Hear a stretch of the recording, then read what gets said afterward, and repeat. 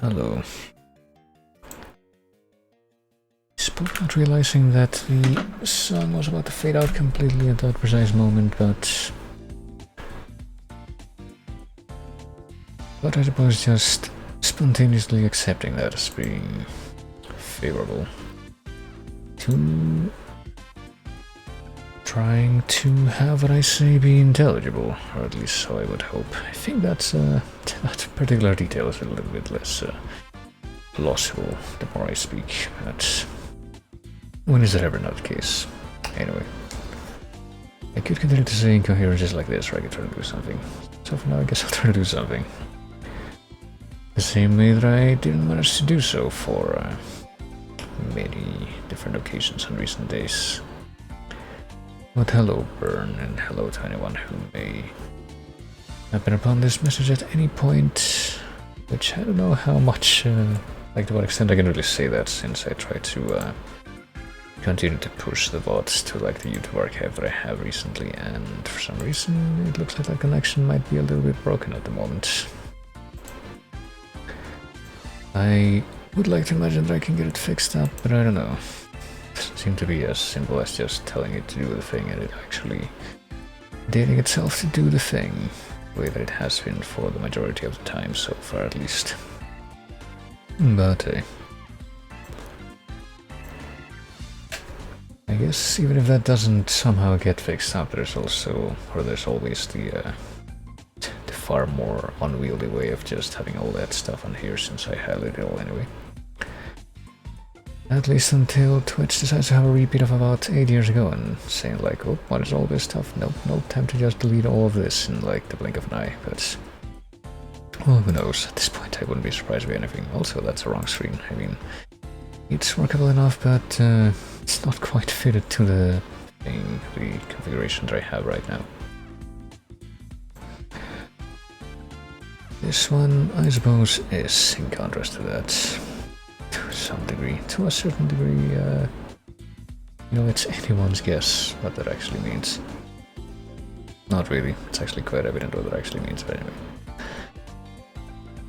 But since this is a bit of a bizarro time for me to try and do stuff, I guess I figured I might as well get into the game directly. In no small part because I think the person to whom the stuff that I typically do at the beginning, which is just guessing a little bit of EGM, probably wouldn't be around at this moment. But I mean, there's has always been, I feel, the option of doing the guessing as a channel point reward, which I haven't really seen in practice enough to where I want to make any like kind of tweaks to it, but maybe I should regardless. Maybe I should like try to go behind the scenes and do a little bit more of stuff like that at some point. And I probably will have to regardless, because of the new thing that they put out, where apparently now even the tiny insignificant people like myself have that are affiliates that don't have a lot of supports have apparently 5 tier 1 emote slots. So I guess that'll give me an excuse to do something or add something. It won't give me an excuse to keep on talking about this forever instead of doing stuff though, so I guess I'll try to start up the game now and see how that goes. Speaking of starting up the game now and seeing how that goes, well, you can hear it already, I'm pretty sure. You can hear how loud that is, but I guess I'm gonna be testing like how the game works with a slightly different way that I have right now of connecting up my controller to the computer. And as long as I am to do so, I'm gonna go ahead and fade this out so that I can go ahead and a couple of different things. And pause that playlist and then press a few more buttons so that I can see stuff that may or may not be happening. As it may or may not be happening. Should I have it like this or like this? I guess like this. I am a professional, as you can tell. This is a very refined method that I have to do things. But yeah, if I press this button, will you be able to see the game? Okay, I think you will. will be able to see it again, that is. And will the controller work with no complication? If I would hope that the answer is yes, because it seems like input is working as it's supposed to right now. So I guess I'm just gonna assume that it will and just kind of roll with it, but yeah. Let's see what happens when I pick continue game. What exactly happened the last time that I was doing this? Time to try and remind myself of that too. Groggy. Whatever Hartman had bumped in me was making me numb. I Oh felt yeah. like this was happening to someone else. Someone I was watching on television. I couldn't think. I think some dude kidnapped our wife and then he got killed by the evil monster that is apparently haunting us too, and now we're in some kind of insane asylum after that whole sequence concluded, even though it's not really clear like how the segue between then and now worked. Alan, are we feeling better now? Feeling calm? Yeah, I see you brought your pet gorilla with you. So sure, I'm calm. I get the message, loud and clear. Why, right. That's the spirit. You're being very brave, Alan. I understand you're confused. I would be more concerned if you weren't suspicious of me. I don't blame you for it. Big of you. Now, why don't you come with me? We'll reacquaint you with my clinic and go over everything you might have forgotten. Little walk and some fresh air? Yes, it will do you good. And yeah, I think that is precisely the moment at which I stopped things last time, but yeah.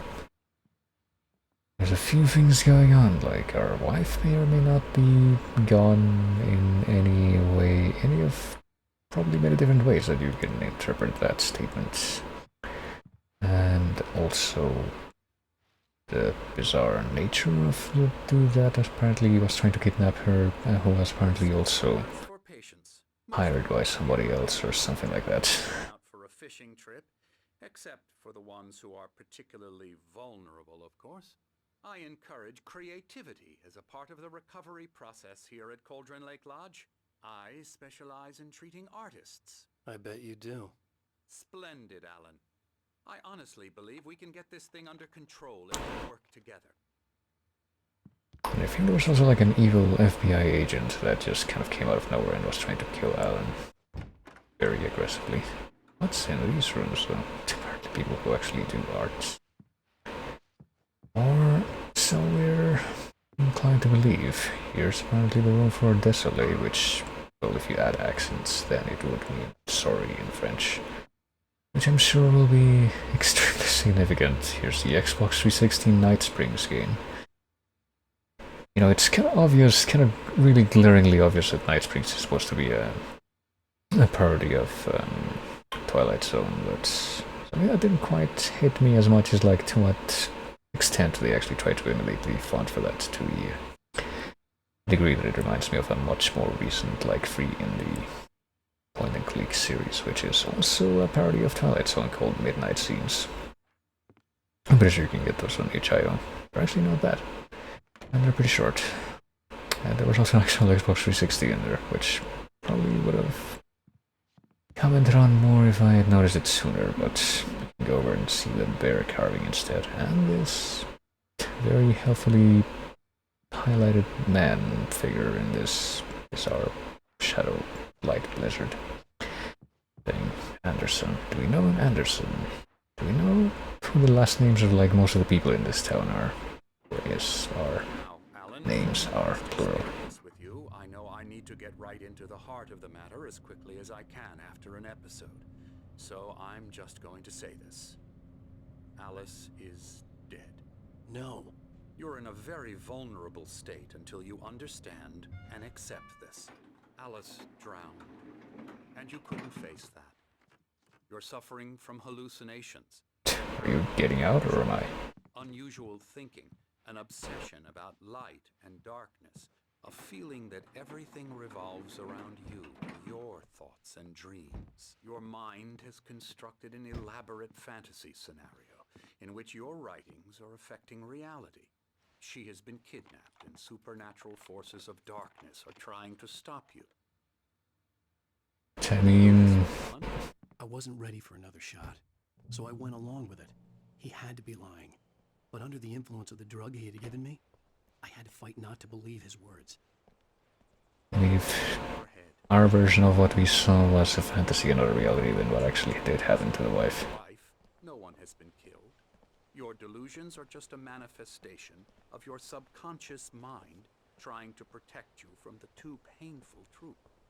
Unless we fight the fantasy, it will return. I know the instinct is to resist me. Think about it.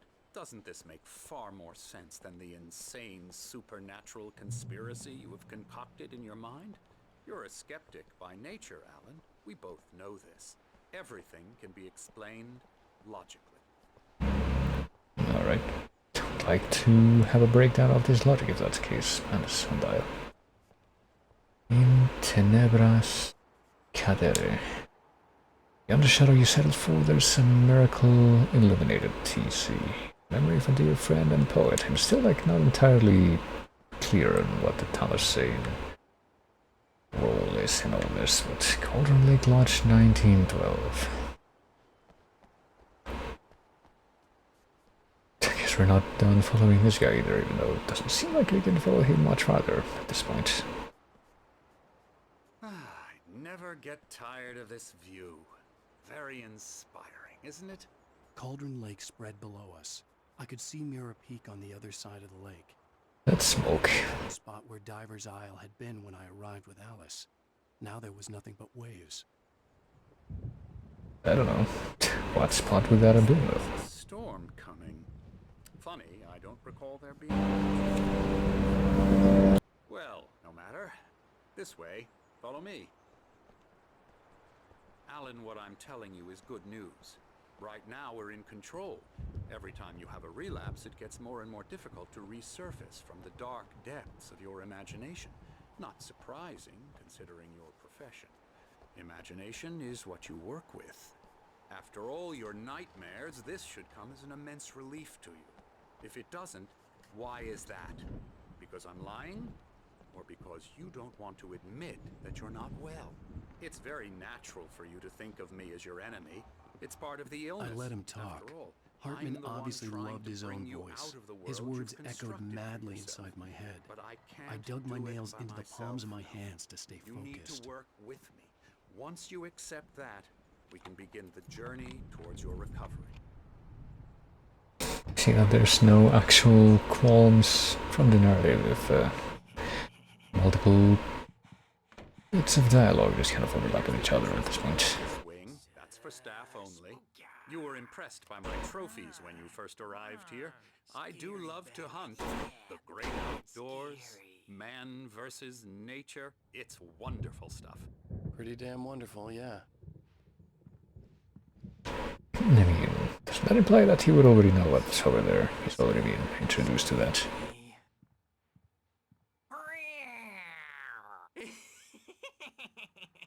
Emerson.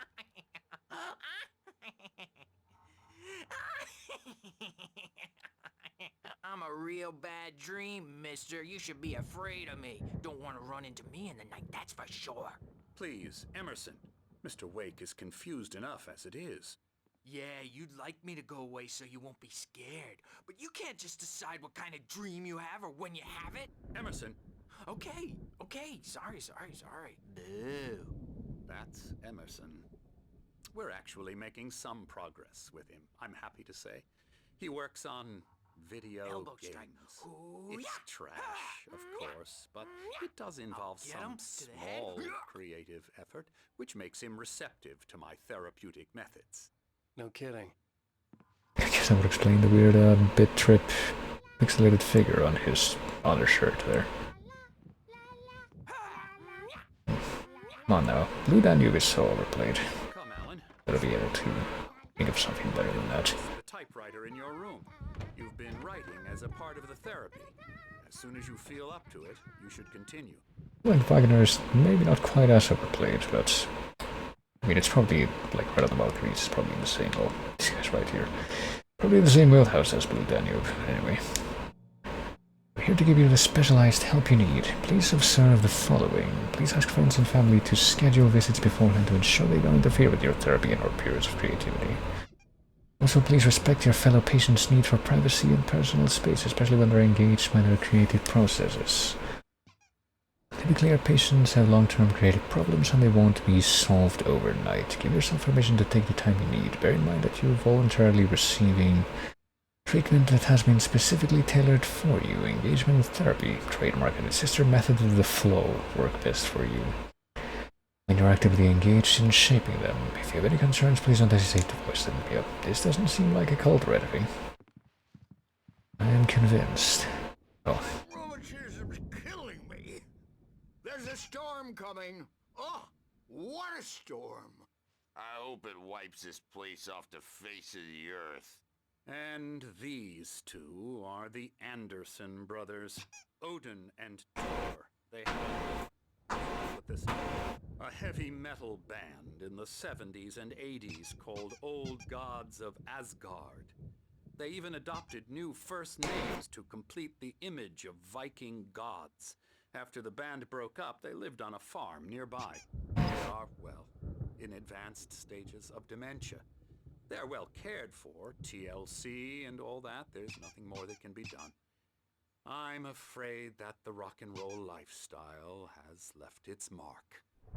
Does that mean that we never get to find out what their old names were? Oh. I'm so sorry to cut this short for now, Alan. The power has been acting up. I'd better go check on it. We'll continue this soon. Meanwhile, when you feel up to it, return to your room and try to write. It really is for the best. Don't you think? Not sure if I'd like to hear the answer to that question, but... Fish out our secrets, but he has no clue. He's not crazy enough. Not crazy like us, Sonny. Yeah! Being crazy's a requirement, Sonny. Who else could understand the world when it's like this? It takes crazy to know crazy. That's the sanest thing I've heard in a while. Say, you're all right, Tom. Hey, we like him, don't we, bro? He's got to go to the farm. The Anderson Farm. Valhalla! We wrote it all down, lest we forget. A crash course. All you need to know to get your head right. You need to find the message. Here, Sonny, here's something for you. Gave me a rash, but I kept it safe from these bastards. Alright. Guess we don't have to worry about a rash, though. Or according to Hartman, I was sinking back into the fantasy. I was convinced he was lying to me about everything. Crazy or not, the Andersons made more sense.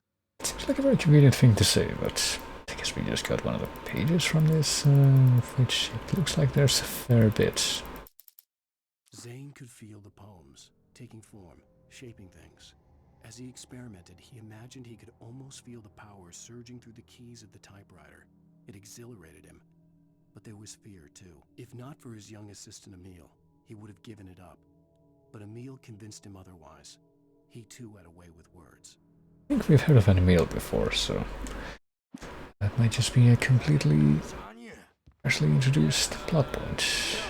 Sorry, guys. We have a stash of the special stuff at the farm. Our own formula. Local ingredients. Medicine clears your head right up.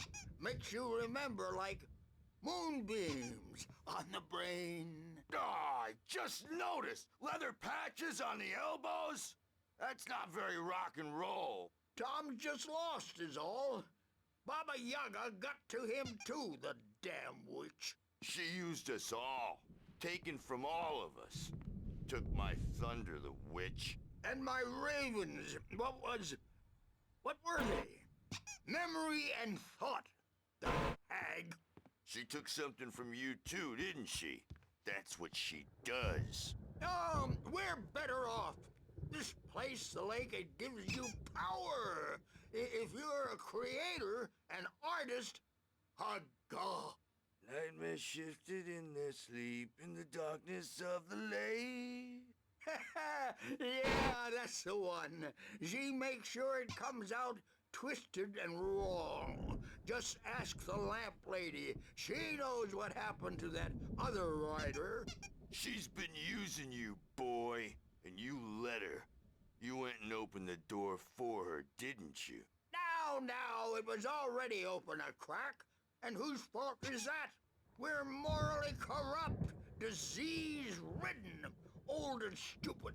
Doesn't mean he had to open it all the way, god damn it.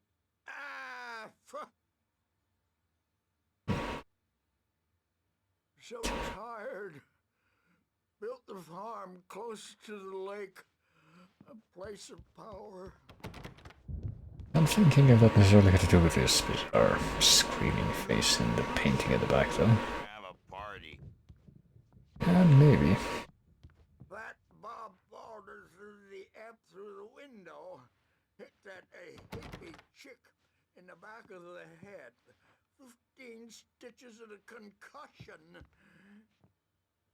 Bob's dead now. Leukemia. It was nice to see it would be to hear the rest of the flavor text. So I guess everyone just left. Oh no, there's the thermos. Just go ahead and snatch that off. Bound to make you know who jumpy. You know how they get. Gotcha. The doc's got me looking after Wake here, but holler if they get too rowdy. I'll do that, Birch. Hey, Wake, why don't you humor Dr. Hartman and give the writing a shot, huh? Typewriter's in your room. You can get to your room by those stairs, Wake. Yeah, well, might as well try to find out what this guy's up to first. Mullets in there because they think Guess I don't care that he knocked over this couch over here. mullets, and now it's about mullets. And when it's in slow motion, they call it mullet time because the numbers came back from marketing that mullet time is the hook we needed to go big in the target demographic. And they're not even kidding. They say it all like serial killers with straight face. Actually, check out this guy's painting more directly, even though it's... Hello, I've painted you. Oh, alright. Struck by inspiration a couple of days ago. Dr. Hartman wanted me to paint landscapes, and that's what I was doing. But Hartman now I've wanted been me to doing write. these things. I knew I A couldn't, lot of them. but I figured The I should images just play keep along for coming. now. It was Dr. the only Hartman thing I could likes do them. with Nurse He Birch has them watching me in like his a hawk. office. Yeah? He's very proud of me. He says I'm getting much better. I think I'm getting better.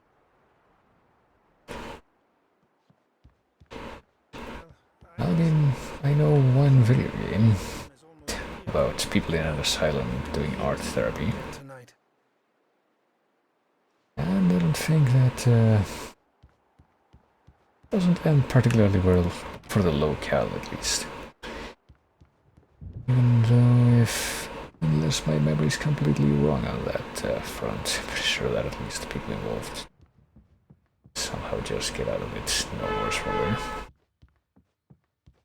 Speaking of that, I still have no idea when, if ever, I'm gonna play Psychonauts 2, but it's definitely on my radar, at least. Something's wrong. I'm not myself. Oh, another QR code. There's a shadow inside my head. I can only focus on writing. Everything else is a blur. I'm trapped in this cabin. Have been for days, but it's always dark outside. My editor is real.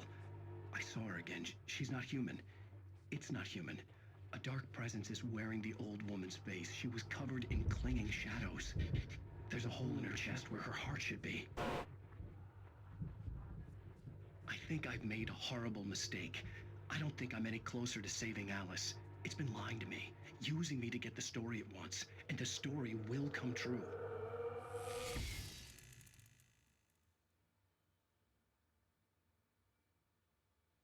But we don't remember any details of how we went from that state to the state that we're currently in, where we have no idea what happened.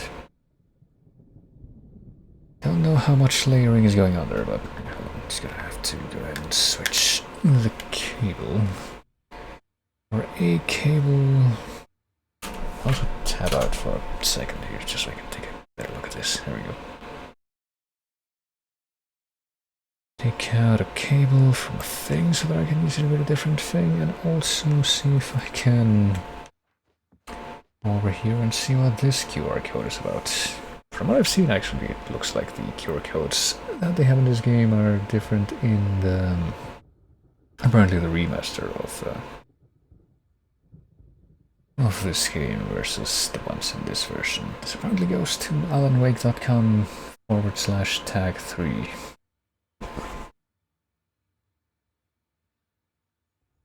try to open that on my phone browser, I suppose, and see if that does anything. At least some kind of wiki thing. And it doesn't seem to be one that actually... Yeah, I think that link might be a little bit outdated. Just seems to be like, I guess the 404 page on the Alan Wake wiki by the looks of it.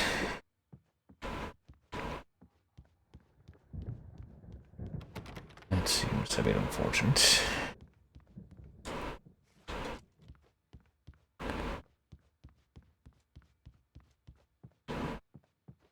Well, maybe we should just go right back onto our room and try to do some writing.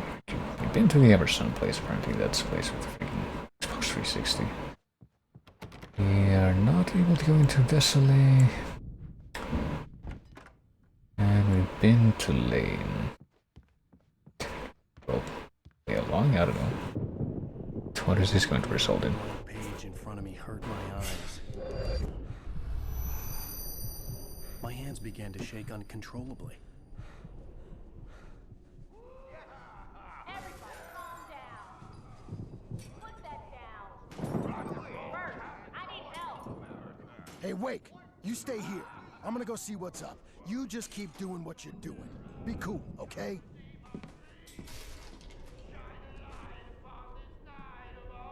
I didn't know what the chaos was all about, but it could be my only chance of getting out of here.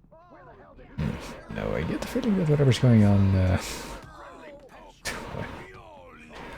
whatever's gonna happen, the storm is also probably gonna be involved in bringing us back into like the evil shadow world or what have you. And the manuscript pages apparently just popped up. Hartman had mentioned that the power had been acting up. Maybe that was the reason for the generator and the work light on the balcony. So let's use the work light to read about Barry in the lodge, I guess. Hartman kept talking, giving Barry the grand tour, clearly proud of the place. He went on and on about his hunting trophies, and Barry was impressed. But he was here on business. He raised his voice, cut through the monologue. Hey, Hartman, where's Al? Hartman stopped in mid-sentence, annoyed at the interruption. He nodded at the hulking orderly standing nearby. The man smiled and clapped a practiced hand on Barry's shoulder. What, did you try to like somehow also force Barry to stay here? I think I vaguely remember that. And there was no key. Well, not vaguely remember that, but some kind of mention about Alan and Barry being together at the end of the previous... I think that Barry got seized by the police, didn't he? Don't really know if anything was said about what happened to him after that, but that was when I had to like run away from that whole thing at the beginning of the previous chapter. No idea what happened to him past that point though, like I said. Well, what sort of Viking raid is going on down here? That wasn't a love tap. The crazy old fart hit her hard. And if she was one of Hartman's goons, she had it coming. I could get the key to the office wing from Sinclair. You could? I mean, are they gonna care about this at all? Backstage is all yours, Tom. Seize your destiny. I suppose not. I had to get to Hartman's office. He had taken all my manuscript pages. That's where he'd been keeping them. It's time to pay the piper. I mean, do we need the... Like, do we want the manuscript pages for any specific reason at this point, given that I guess we're not operating under the assumption that we need to bring them to the kidnapping, I don't think. The photo on the wall caught my attention. In it, the clinic staff was standing outside the lodge.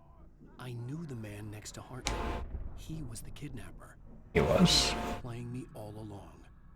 Does it mean that he was working for Hartman somehow, and Hartman's also somehow bizarrely aware of what's going on here?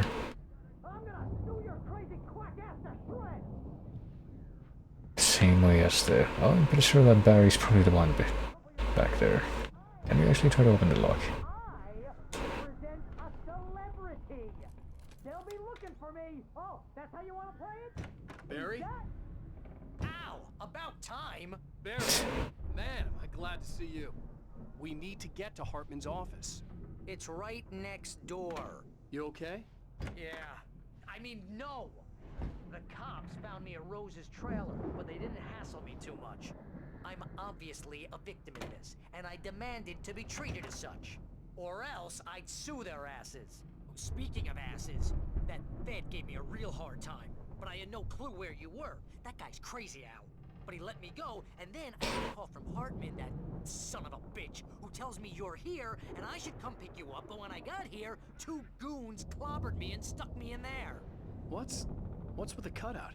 I stole it from the diner to piss off Rose after what she did to us. That'll teach her. Yeah, that's a harsh punishment. Come on, pal, we gotta get going. Alright. Well, if the office is right there, then I do definitely feel a bit more curious all of a sudden about what's over here. Said they were recordings Hartman had made of the sessions with his patients. I saw Alice's name on one of them. For a moment, I couldn't breathe right. This thing, this bizarre magnetophone-looking thing. Well, no comment about these paintings that are just kind of scattered around the office, though, even though they're kind of hard to ignore. Yeah, this all looks perfectly normal and not at all worth remarking upon. Probably won't have anything to do with whatever's written on this page either. Hartman wasn't happy. Maud could see it in his eyes. He quickly lowered his own. He had made a mess of it, and he knew it. The shame of failure was hard to bear. He hadn't expected Wake to say he needed more time, and he blurted out 2 days, less than Wake had asked for to show him who was in charge. But that wasn't part of Hartman's plan. Wait, what? Hold on.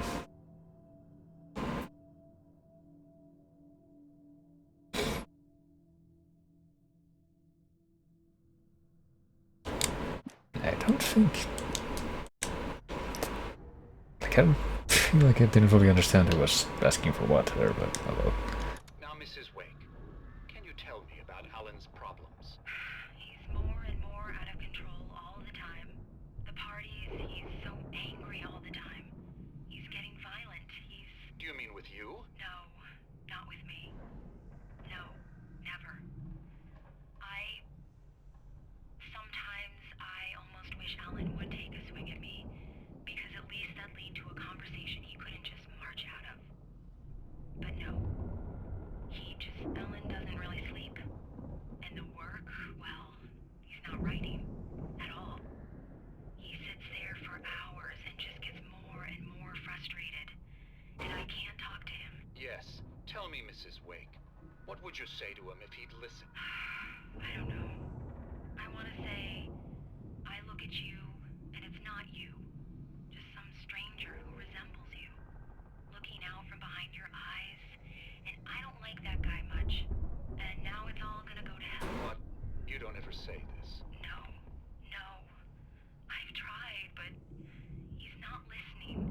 He's too deep in his own problems. Always going on about something else. I'm so afraid I'm gonna lose him. And we're not even talking anymore. He doesn't let me in anymore.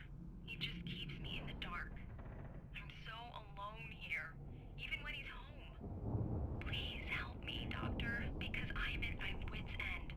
Well, if you can just get him here, I'll absolutely do my very best. Yeah, but Doctor, you need to be careful with him. He's not just going to listen to you and cooperate. He's the most stubborn man I've ever met. Well, I'll be sure to bear that in mind. Hearing her voice, what she was saying made me happy and sick and guilty all at once. Worst of all, I recognized the words. The phone call from her. It had been a cut-up of this. Just a recording. Phone call from her, when? At what other time? Afraid I don't completely follow there, but...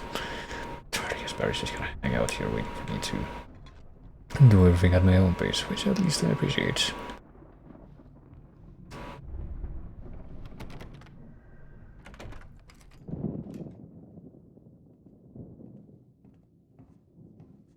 These were all the pages I had on me. And more.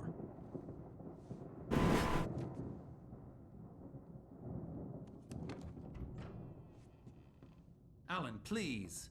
You're sliding back into the... Tell me one more lie and I'll shoot you in the face. Ah, well, it was worth a shot. Really, Wake, come on. Let's work together on this. You have no idea. Hartman, shut up! Barry, get out of here. I'll catch up with you. Get a car. Oh, Al, let's just... Go!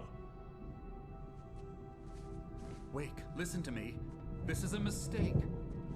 Don't you see? Together we can create something absolutely wonderful. With your ability and mine.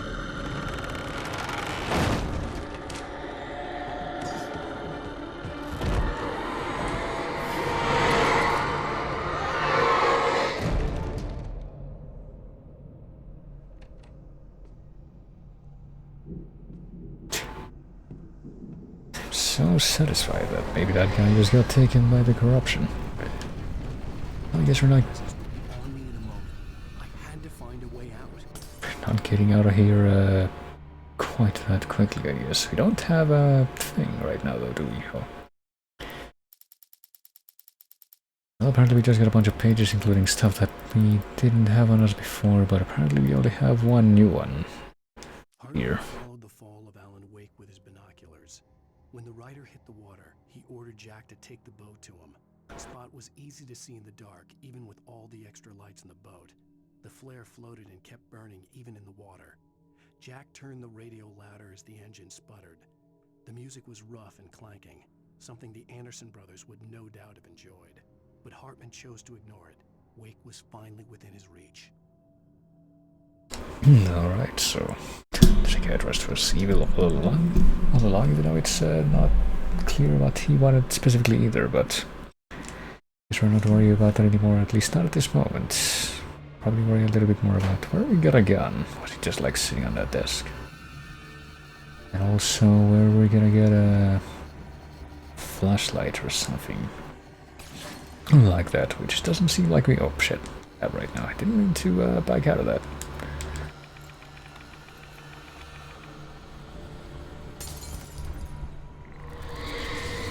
I'm sure all the other patients that were staying here will be perfectly fine on their own.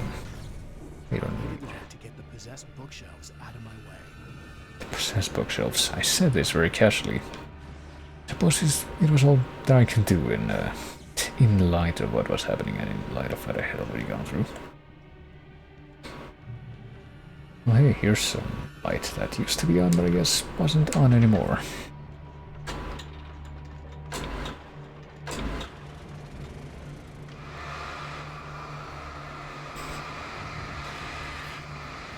And apparently a light that's gonna be nice enough to just take care of all these things without my direct intervention.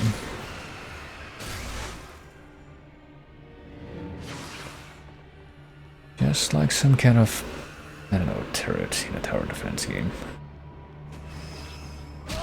Ow. What? Where did that come from?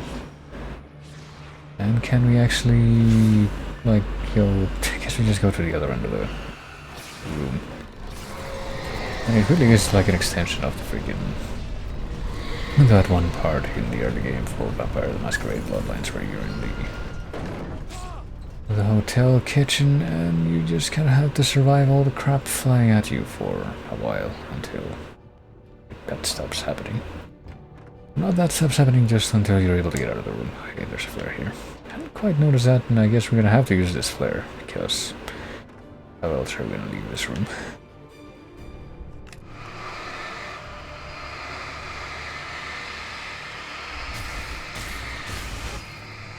But what if the flare was like just barely not enough to get me through that room? What would happen then? Guess we don't care about the flare being a fire hazard either, but I mean at this point that would probably be beneficial to us. Fire is light, right? Hartman knew he was no creator. He had no ambitions on that front, and he certainly didn't want to end up like every artist he had worked with here, damaged in ways that were hard to describe, or worse. It was enough for Hartman to maintain creative control and provide direction, to be a producer. That was what most of these people were in need of anyway. Of course, suitable subjects were few and far in between.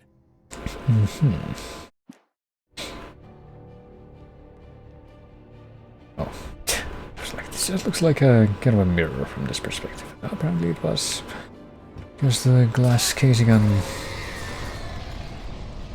top of that paper. Or whatever's behind that.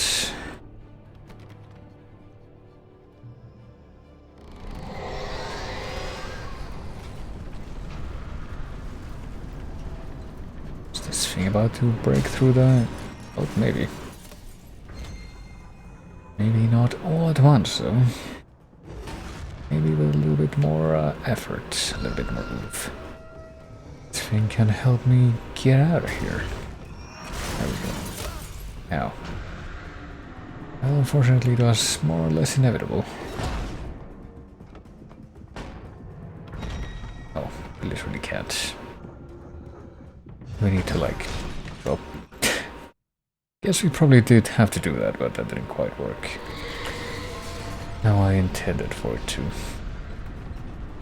See, it's not some kind of weird chandelier. You can kind of just barely make that out before it becomes an evil phantom poltergeist ragdoll thing that just flies at you. Now, well, I don't know that we're gonna be able to survive now that we've gotten hit by him. Okay. Never mind. Managed to clutch at an unexpected fashion, I suppose. At least Barry brought a flashlight, but before we head directly to him, is there anything else on this kind of portico area that I would want to lend my attention to? Or the front yard?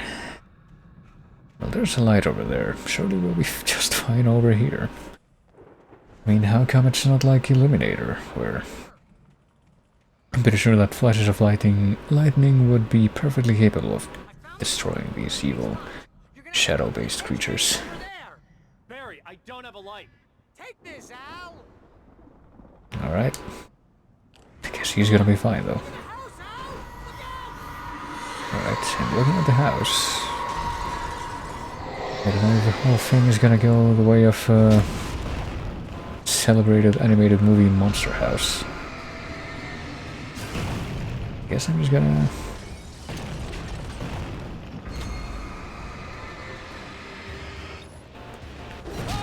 Ow. Just try to deal with the evil debris as promptly as I can. Maybe try to be a little bit more conservative with my resources right now. I don't know. It feels like I certainly have not yet gotten to the point where it feels more certain that we won't be wanting for like batteries and ammo and all that good stuff like it has in previous chapters. And I don't want to make assumptions about whether or not that will be the case, even though it probably will, but never say never or something. Here we go. Starting to build up something like that, but until I have even more confidence, I wouldn't want to jump the gun there. Can't imagine that would be a good idea. So there's a hedge maze here. Am I apparently crossing the hedge maze and getting to the other side? He's gonna help me get out of here. I kind of missed if Barry actually clarified how he got through, and that didn't involve going through the hedge maze, and kind of missed completely what that would have been. Okay, it's just a dead end to start.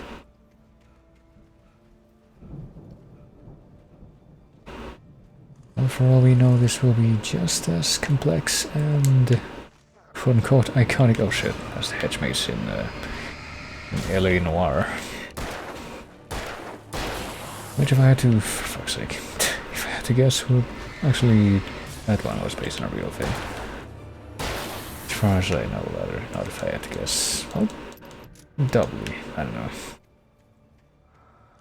What is this? Don't trust Emil. We heard the name Emil and I already forgot what context it was for. Was it something to do with Thomas Zane? Might have been. It's just another dead end. Was it something to do with old dudes who were hitting people over the head for fun? Is it something to do with this manuscript page? I stared at the Viking paraphernalia that littered the area surrounding an unlikely centerpiece. A full-size stage complete with an impressive sound system with all the trimmings, including a dragon. It took a special kind of crazy to build something like this in a remote field. When the sky split open with a deafening boom and the music started blasting, it felt strangely appropriate. I mean, are we gonna see that for real in the game world? I mean, for real, quote-unquote, in the game world outside of the manuscript pages. This is where we saw the name Emil. Oh yeah, apparently we did. As he experimented, he imagined he could almost feel the power surging through the keys of the typewriter. It exhilarated. Alright, so Emil was Thomas Saint's assistant, which I don't think we heard about that person at all until now. Until this chapter. Yeah, I've already found him. I think I can probably take care of him. Don't worry about it. It's just a dead end here. This isn't a very challenging maze if, like, every wrong turn just leads you to an immediate dead end, though. Not quite a puzzle like in that other video game. Ooh. I'm pretty sure there's probably a few adventure-type games with hedge mazes. This happens to be the one that I'm aware of. Oh, I don't know if I'm going to be able to escape. I'm kind of okay, there we go.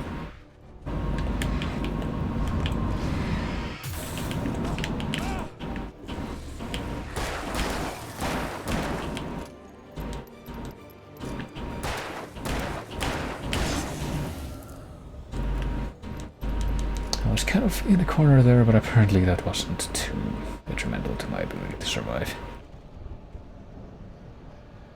Shall we go this way? It looks like there's more branching paths this way. What about this? Is this just like a corner already? Well, it is, but at least we got a manuscript page. What's on this manuscript page? Hartman hurried down the corridor. He had disliked leaving Wake when he was surely at his most susceptible to therapy. But this was not an ordinary storm. Wake had been writing, and he had woken something up in the depths of the lake. Now, it was coming for him. Hartman had naturally prepared for a situation like this. The idiot brothers would keep Wake distracted while Hartman double-checked everything, just to be sure. Apparently he hadn't prepared enough to where he wasn't held at gunpoint by Wake. So Wake actually did some writing while he was in this facility, and that's what caused whatever's happening right now, maybe. Like, the whole mechanics of however that affects other things still feels very vague, I would say. Oh, sure. So are we out of the maze now? Do we never have to worry about that again?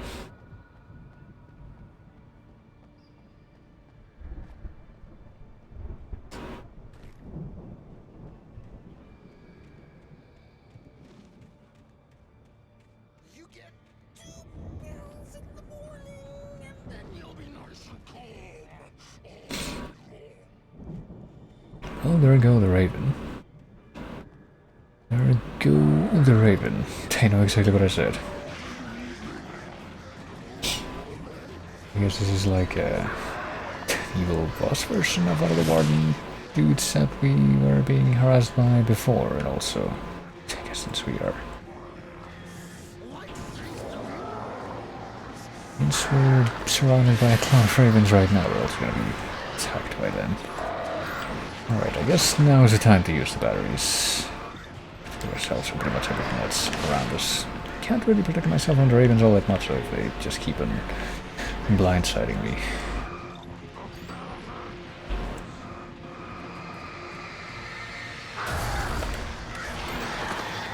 Oh shit. I used the wrong thing, but it's probably as good as a time as any to use it as this is going on.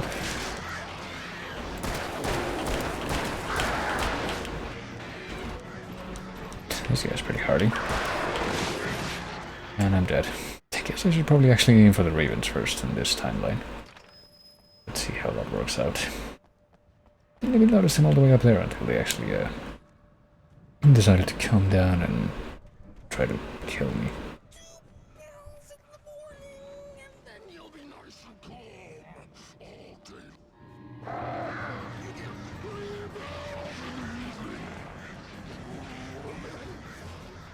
Alright.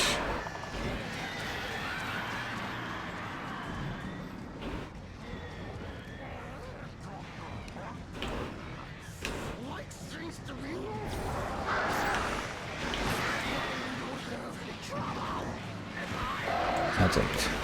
This kind of shoved me very gently there, though.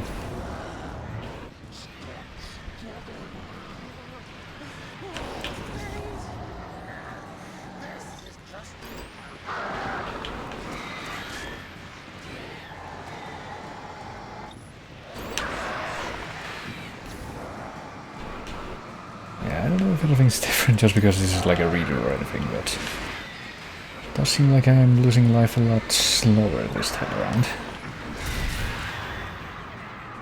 Hey, there we go. This time I also did not waste a flare, so I would like to consider this the better timeline so far. There we go.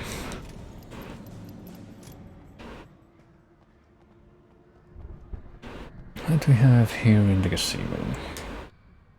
Coffee thermos, a flare gun, which we probably could have used a moment ago. Oh well, didn't really know this was going to be here at all. And whatever's this way, just a sheer drop, which probably shouldn't be surprising.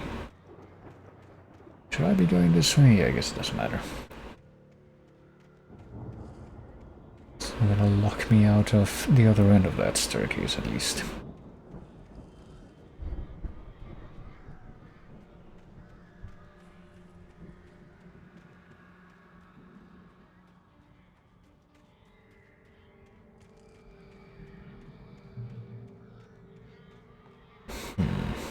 Probably would have picked this up if I had known this was here before stepping into the checkpoint. There's this shoot gun. Not the rifle. Not the shoot gun, I guess we're sticking with that for the time being. Work, by the way, I heard that. What do we get?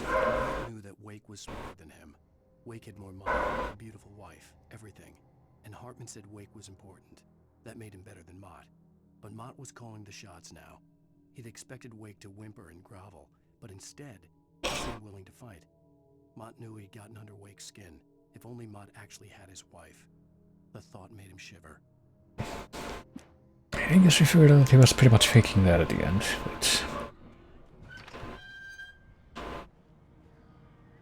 I mean, do we believe that the wife really did die, or was that also a lie, or is it also some kind of an illusion brought on by the evil force, or... I don't know.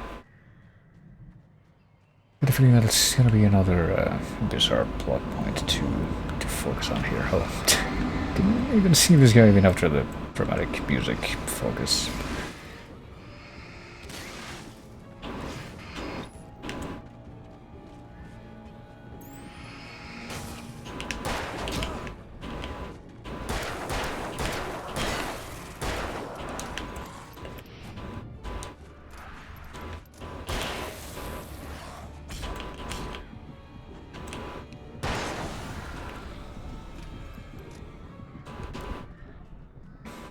Right, I guess we survived that encounter.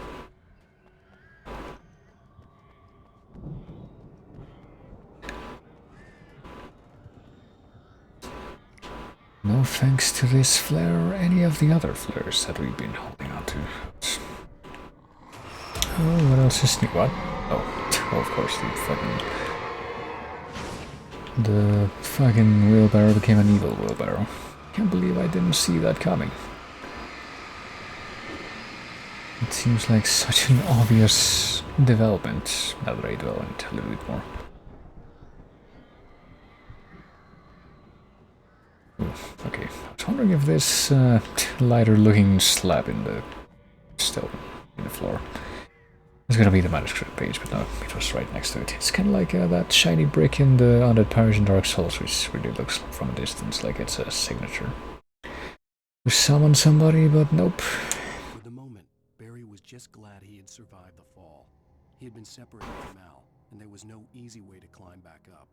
He told himself he'd be okay in the gloomy forest at night. He would just have to wait for a while for Al to find his way down. Barry turned when he heard the heavy footsteps and saw the movement. The man-shaped shadow lunged at him from the bushes, an axe held high. Barry screamed and threw up his hand. The world exploded. Barry screamed and threw up his hand. Why had he been able to throw up his hand anyway? You should watch what he puts in his mouth, anyway. Mill made Tom do it. Mill is apparently being made up to be some kind of behind-the-scenes villain figure, even though we literally have never heard of him before.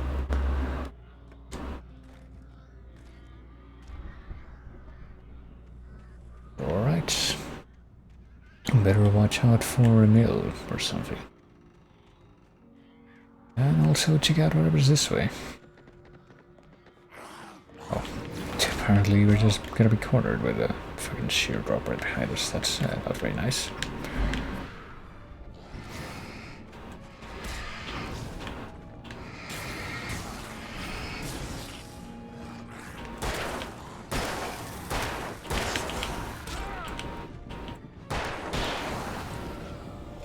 I'm surprised that I actually took that much damage.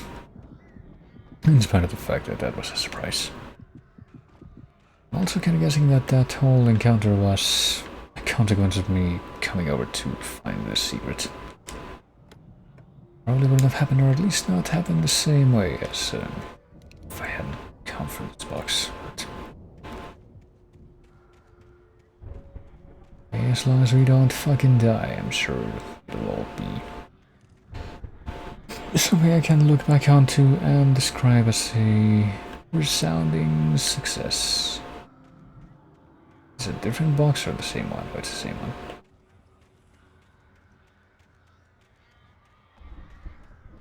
You know, having to like go off the beaten path in a kind of plant-filled area like this reminds me of when I tried to do some geocache hunting for toll geocaching. Not really any follow-up to that.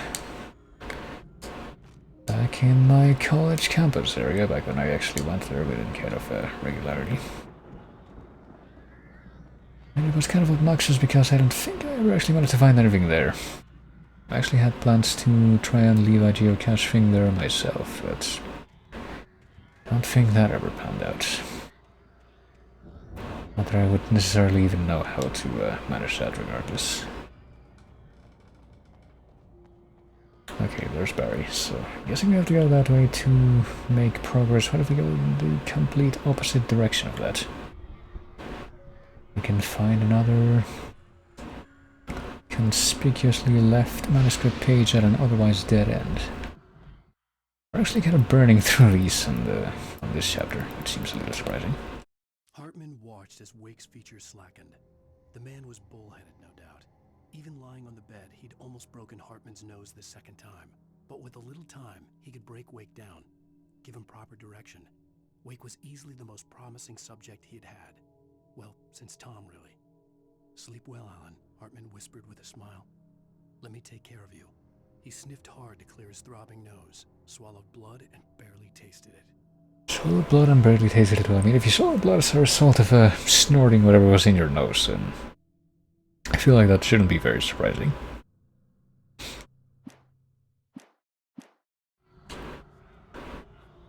But I guess I'm not an evil psychiatrist, so clearly not the expert on this subject here. Al! You're alive! Let's get out of here. Can you open this gate? Maybe. Barry! Well, I slammed it shut when the nasty showed up, and the key fits kind of loose in the lock, so, Barry!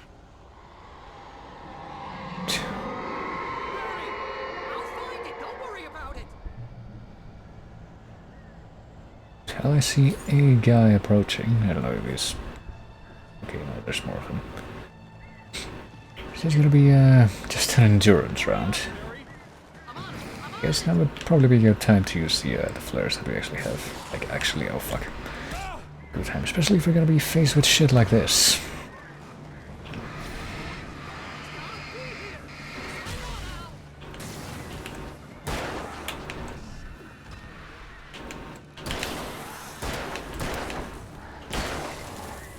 Ooh, actually dodges into that. Because I was completely confused about which button to press. Hold on, let's just pop another one of these. Yeah. There we go. I have no idea how much of this... Shit. Yeah, well that's cool if only you had done it a little bit faster so that it didn't die. I don't know how much of this is actually gonna have to do with actually kill these guys and how much is gonna have to do with just wait long enough. Alright, well, let's try bring this over here so that it actually has an effect on that guy, which apparently didn't matter. Oh Christ. Already like one tiny cherry drop away from death, which doesn't feel like a great state of affairs.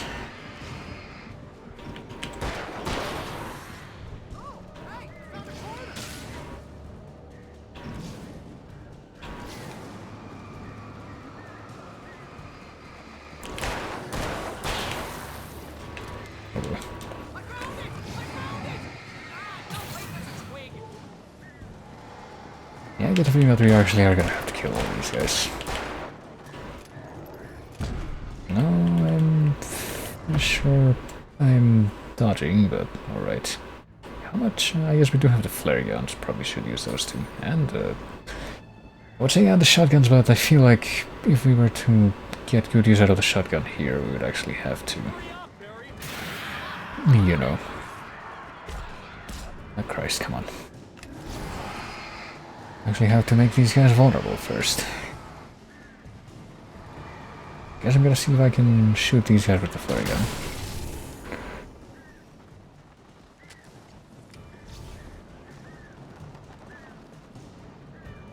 Okay.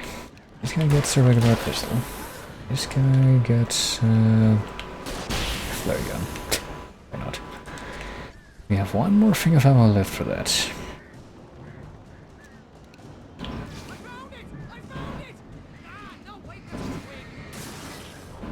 Apparently there's even more of the giant fuckers coming from the background. That's not a very promising prospect. There's gonna be even more of them. And cool beans, how about actually using it? And how come this guy's completely immune to, actually getting staggered by the... Certainly it seemed that way. Can't tell if the key is already like... Okay, it's open. Let's get the fuck out of here.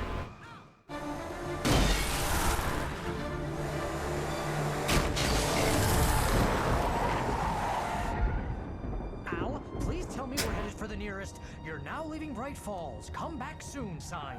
We're going to the Anderson farm. I knew you were gonna say something like that. You know what? You owe me big time for this. When this is through, if we make it, I don't care what anybody says, I'm done with darkness. You're gonna buy me a tanning bed as a gift, and I'm gonna live in it.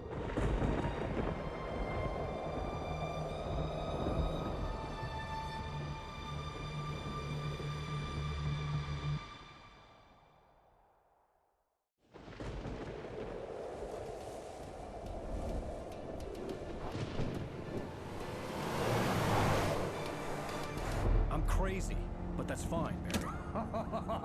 Oh, you got that right, Al. You're barking mad. You are by far the craziest... But maybe that's inevitable when you deal with crazy stuff like this. It helps.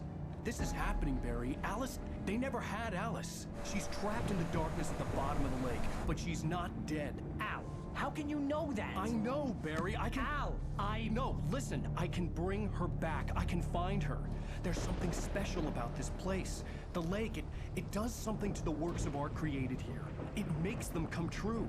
But there's a catch. The dark presence, whatever that thing is, twists it to its own ends. That's why all of this is happening. It's using my manuscript to take over everything. Al, I believe you. It happened to Thomas Zane before, it happened to the Andersons. I believe you. Crazy or not, you're not delusional. Weird shit's going down. That's a fact. I'm on board, man. I'm with you. The Andersons knew about it, but they were too far gone to tell me with all the drugs they were on. But they wrote it down. There's a message somewhere at their farm, Barry. We just need to find it. Look out!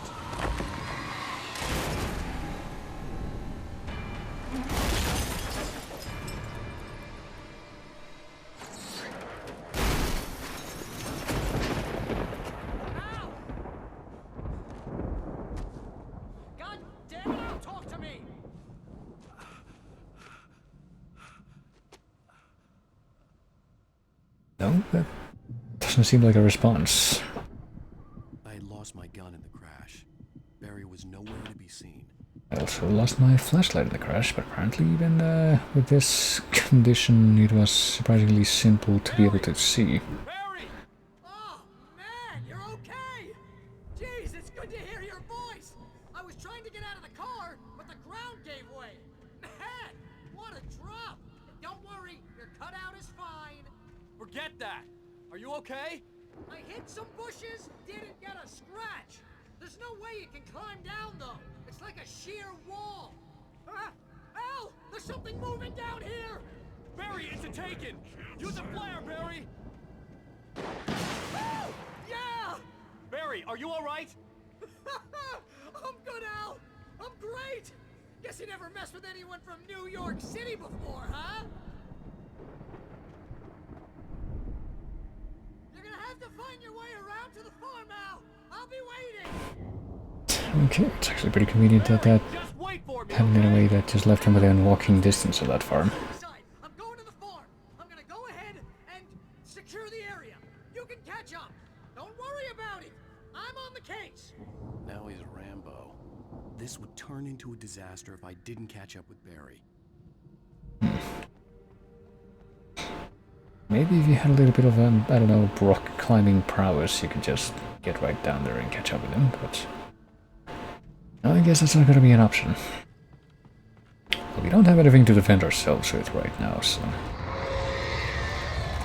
not sure exactly how this is going to be expected to play out.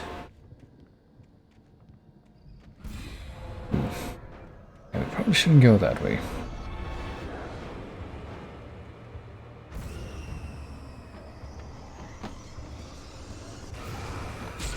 Pretty much any way that involves us being harassed by these things, but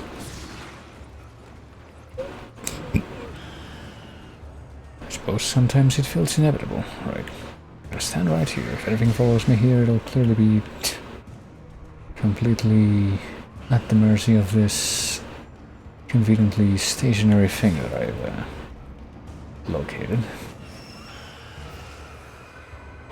This seems like a good idea.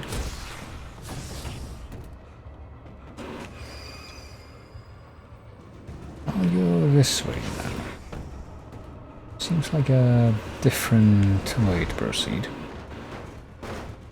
It also seems like we can resort to the just hide behind the static part of the background scenery. Okay, I just realized I wanted a circle. But that's fine. Just means that I'm getting my bearings a little bit better. This is clearly the time for that. Okay, just find some kind of static piece of geometry to hide behind and we'll probably be fine. Is what I get during pretty much every single one of these encounters. Encounters with the wacky poltergeist telekinesis attacks. Ow. That's rude. I'm not even sure what if I expect to find anything by going off the beaten path here and continue to go off the beaten path, even though it's clearly an unnecessarily risky venture at this stage, but well, we literally have to go that way. But I just noticed that that is where the compass is actually pointing me to, has left me with substantially less want to actually follow that direction closely, see. Or maybe just like, I don't know, that stage in Assassin's Creed 3 where it's literally just hide behind the rocks until the muskets, the giant fucking wall of musket fire on the other side of the battlefield stops, and then you can just carry right on and everything will be fine. See, how could I possibly have left without this manuscript page, which tells me about what? You can't leave without this. Stop the car at the Anderson farm. Walter felt relieved. Oblivion was close at hand. The brothers wouldn't miss a jar of moonshine or two in the booby hatch. But then he saw the man on the porch, and he knew who it was. Driving for his life and knowing it was useless, he didn't realize he was crying until he couldn't see the road for the tears. Yeah, but who is Walter? I don't think we've heard that name before.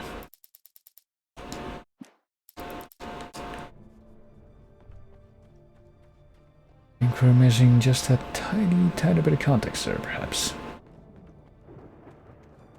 Gotta figure out who Walter is, gotta figure out who Emil is, and gotta figure out what other people that we've met are gonna turn out to be evil, either because of their own hidden motivations or because they've been manipulated by the evil old ghost lady from Insidious, which is by extension a ripoff of the evil ghost lady from Ghostbusters, I would say.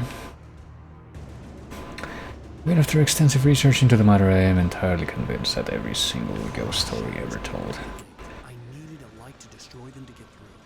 is somehow a ripoff of the tale of Athenodor's Canaanites, which was told in one of the letters written by Pliny the Younger in the Roman Empire. But anyway, how do you turn this out? Okay, I thought you had to like turn the thing in circles, but no. Literally just hold it in that direction. That's nice and all, but it doesn't look like there's any power going to that thing right now. I hope there'd still be a working generator somewhere around here to power up the old lights by the gate. I mean, if you're kind of out in the middle of nowhere, that might seem like a lot to hope for, to just kind of be lying around, but sometimes you just kind of wonder, well, hey, this same kind of line of thinking worked out for me before, so who's to say it won't happen again? And sure enough, it appears to be right there, but before we get around to messing with that, how about this? Agent Nightingale stared at the passed out rider. The man was sleeping off one hell of a night. Nightingale felt a stab of anger at Wake's oblivion, but he had a job to do. He put the gun to Wake's head and almost became a murderer. His hand shook and his throat felt tight and dry. Biting his teeth, he tried again to pull the trigger. He lost the nerve. Wake stirred. Nightingale wanted to settle for an arrest. I mean, Nightingale apparently shot at Wake before. He had no problem doing that on certain other occasions. Now, he's gonna say that he wants to kill him, but he can't bring himself to kill him. Oh well, there we go. Oh shit. For some reason I completely forgot about that gap in the ground. I could sense the movement in the woods ahead. Facing the enemy without a weapon was dangerous, but I had no choice. I mean, clearly we have... what is this? Trust no one in the dark. Okay, I'm pretty sure we've seen that message before, so it doesn't matter all that much anymore, I don't think. So we don't have a gun, but we do have the flashlight, even though we don't have any extra batteries, so... I am a little concerned about being in this position. Seems to be like one of the most vulnerable positions that we've been put into over the course of this entire game, like even more so than the times when we've been left with ah shit. Okay, well we have some extra batteries now, hold on. And we don't have a flashlight because that pretty much leaves us with a complete resignation to the notion that we're not going to be able to defend ourselves at all, so we either just run away completely,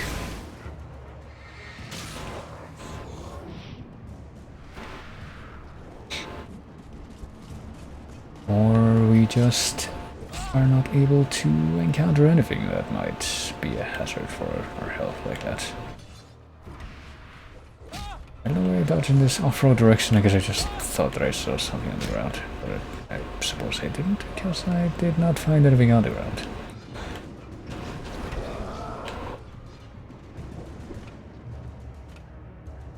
Okay, we're not dead. We're not dead, and that apparently caused I have no idea what was up with that generator that we apparently could have interacted with before, but maybe it's a kind of thing where we just kind of go past it and just go, don't worry about it. A car was driving away from the farm, headed in the same general direction as I was. All I knew it was Barry, caught in the consequences of leaping before looking. What does that mean in that context? Did he find something at the farm that just made him completely bail, even though he knew that Alan was somewhere in the same area? Well, hold on. I guess by better judgment, I kind of want to go back into this area to see what happens if we try to activate that generator, if we can even get back over to wherever it is. Where would that be? Here? Yeah, here.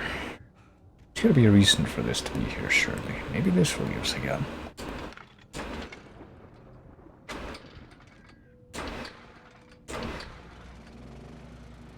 maybe it'll just make a new checkpoint, which is actually less convenient for us because it means that we're now a little bit farther back from where we have to go. So that was a little counterproductive, but at least my curiosity is sated to a degree.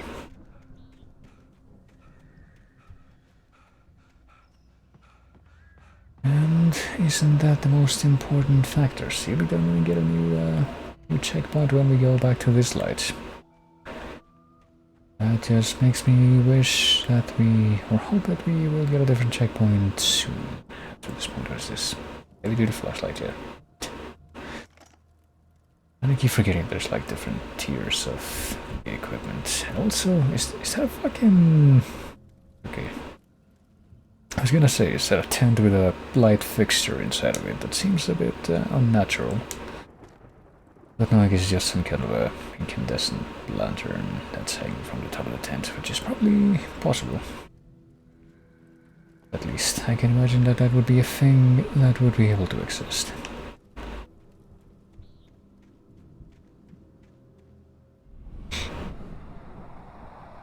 The car was heading for the cabin up ahead.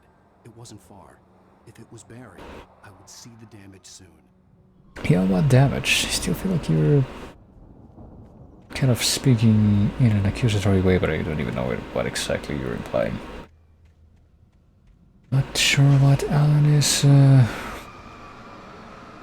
talking about there. Not with any kind of exactitude.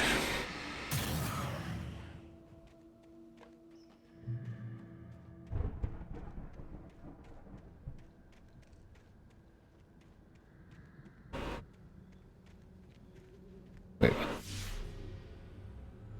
Oh, okay. To deliver each page to the right time and place. I'm trying to show you how the story goes. Well, thanks, Tom, or whoever you are. I had seen it in my dream. It was a strange spaceman or a diver in a bulky suit. He was the one who'd been placing the pages on my path. I mean, is it because the pages we're supposed to get them about the equivalent time of when, like, the events that are represented actually within them? Because if that's the case, it doesn't feel like that has been accomplished with a lot of precision. But the dark presence followed the choreography laid out to it in the manuscript, growing stronger and stronger, moving like a storm from one scene of destruction to the next. But it was still bound to follow the story and chained to the dark place it came from. When the story reached the end it longed for, it would finally be free. Or maybe it wouldn't. Maybe we would be able to comment on that a little bit better if we actually knew what was before that. Okay, so we only have 3 flares. Yeah, we lost all of our equipment. When we did the transition between the end of the asylum and the start of this area. Okay, we got more of these friggin' bear traps. Which at least are nice enough to be very shiny and make it very clear where exactly they are.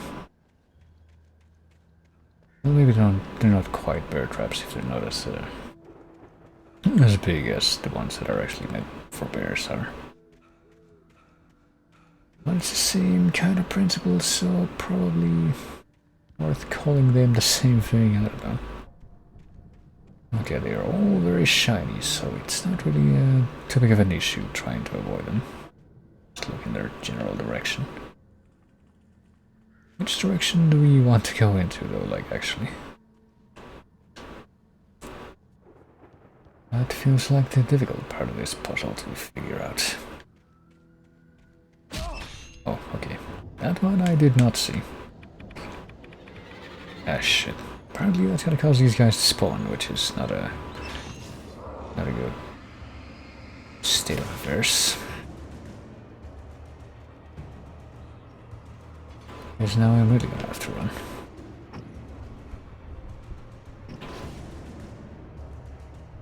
Yeah, how dare you throw those axes at me from that far away with all that pinpoint precision? I know you're not still chasing me.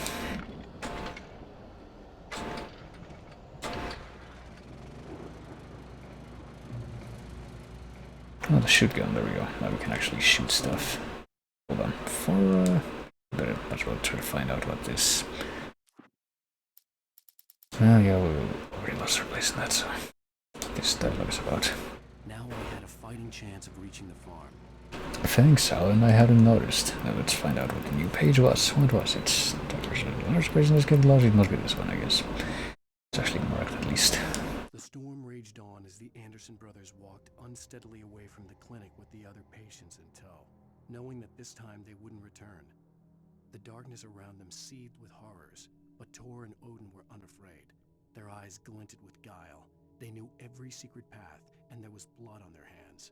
They had fought these shades before. Is it really blood if they're only fighting the shades, though? Well, I mean, I guess they're also beating regular people over the head, but... Taken are filled with darkness.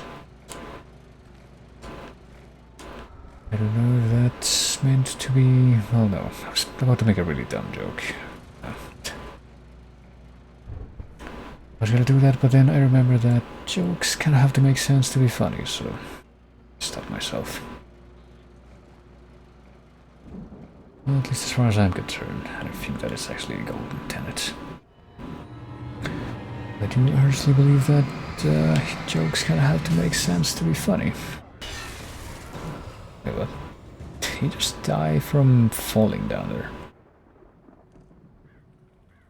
This tiny little hole, I mean, we probably would be able to crawl out of there by just jumping on that thing and then the other one, but...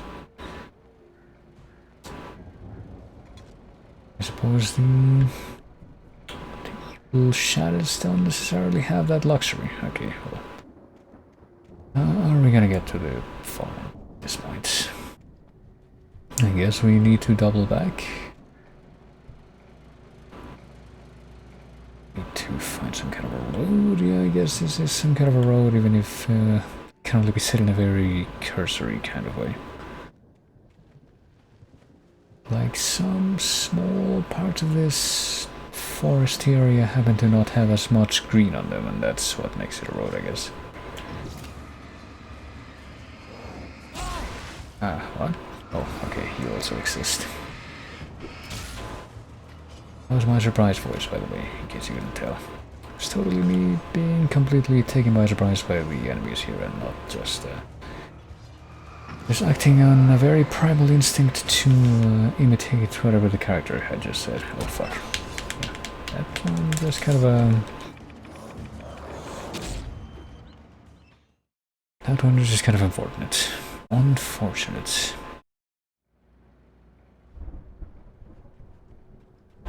Okay, we have the shotgun, we have everything we need.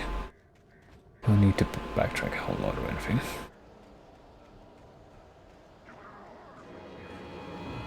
Yes, I know. So I just kind of assume that if I get caught in any of these bear traps at this point, I'm just dead. Because of how quickly these fuckers can hurt me.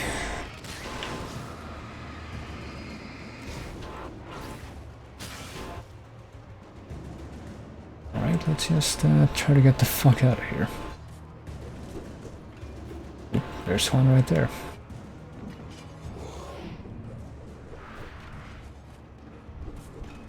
But hey, I'm almost to the light. I just hope that there isn't anything like on the path, on the very direct path between me and the light right now, because that would be terrible. There we go. Unfortunately for you guys, this time, we have just made it to the farm. There was no sight of the driver. Not more to the point, I made it onto the very rapid health regeneration spot, so I am, for all intents and purposes, invincible now. Hello? Anybody here? Barry! Well, that's an answer. No! Danny, you're not! Ah! Please! Ah! What are you? Ah! No! Don't! I'm sorry! Ah! Ah! Aha. Well, just looking around here I can see where Phasmophobia got its inspiration. So, Barry, how about telling me who this Danny person is? It might be a good start to dealing with whatever's happening right now. Okay. I know you. You were in jail the other day. He was? I went to the farm again for the moonshine, you know? It makes you see. They're not gonna miss it. They're in the loony bin. My buddy, Danny, I lost him. Something's gone wrong with him. It's not him. Like a real bad follow-up to a real good movie where the best friend's suddenly the bad guy who wrote this crap anyway. Does that mean that your friend betrayed you, or... Oh, also a revolver. Never mind. Or did he get possessed by the evil darkness and that's why he acted against you, which can't really be described in quite the same way as the alternative, I would say. I've run through every possible course in my head. If I continue like the Dark Presence wants me to, the story I'm writing won't save Alice. It's a horror story, and it's going to kill her, and me, and everybody in this town. No one will survive. Darkness will consume everything. This is what it's wanted all along. It will be free, unstoppable. It used Alice to get to me, damaged her in front of me to keep me going. It was never going to release her. I'm going to change this. I'll escape. I've written myself into the story. I'm now the protagonist. This feels like a terrible risk, but it's the only way to save Alice. I'll be bound by the events of the story just as much as anyone else who's been woven into it. The story must stay true for this to work. There have to be victims along the way, near escapes, cliffhangers. In a horror story, it can't be certain that the hero will succeed or even survive. He almost has to die. I'll write my own escape into the story next. I need help. Zane's going to be the one who will help me. I'll make it happen. So that's it. It's literally the explanation for why there's like a gap in perception between the beginning and when all the spooky stuff starts happening. So it's like a bizarre kind of reinterpreted version of the Doctor Who story, The Mind Robber. Which I guess I would have seen coming, but still. Oh.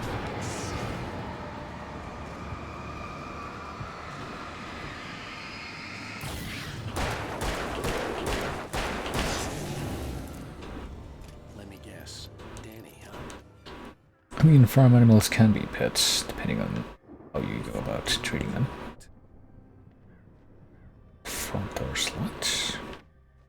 Yes, that must be the front door, even though that's not the door that we came in through. It would have been this one, but that one's also now mysteriously locked.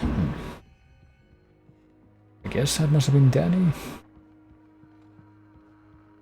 I could climb out through the broken window. Yes, I know, Alan. Still a good distance away. I'd need a car to get there fast. Or we could check out the basement, which is always a good idea when we have to avoid darkness. Flashbangs. It's been a while since we used these. They don't seem as reliable as the flare gun stuff, but I don't know if we're gonna be able to get any more of that either. Right, time to get to the farm. I guess that was not the farm. That was just one of, I suppose, multiple buildings that happen to be Probably in trouble down in the proximity of the farm. I felt bad for doubting it. After all, I'd made it this far myself. But Barry was Barry. And I am me. And I need to interrupt my detour for just a moment, my driving for just a moment, so that I can get this coffee thermos that's just lying by the side of the road. It's just, you know, normal stuff. It's very typical. Well, I could go over there, or I could keep going in this direction, which apparently would lead to me getting even more supplies over here. Or so I would like to believe, based on that indicator.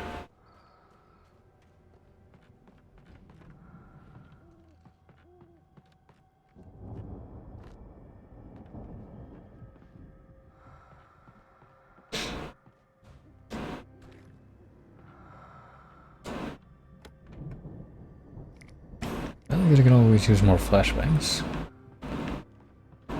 Could use the flashbangs, or could use the regular flares. I guess I just keep the regular flares selected, in case I end up just completely panicking the input for that and wasting something better for it to be the thing that's technically less valuable, I would say.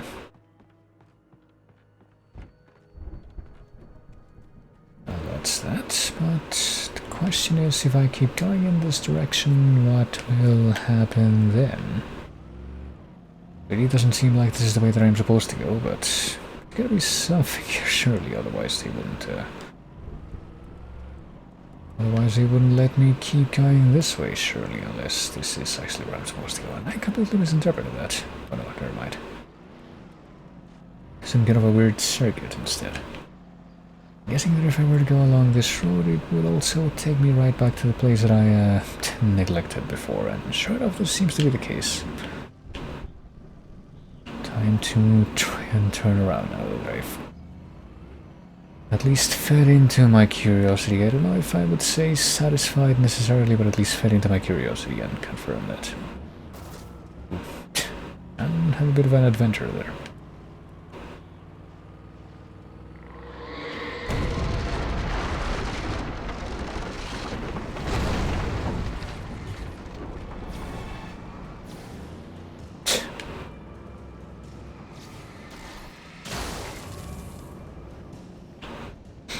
I guess I am gonna have to take a quick step back so that I can deal with these jerks.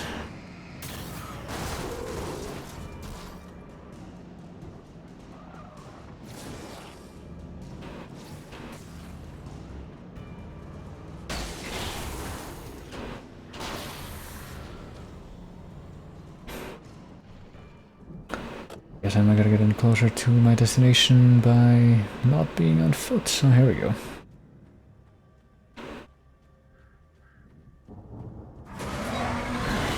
Oh no. What are we gonna do about this?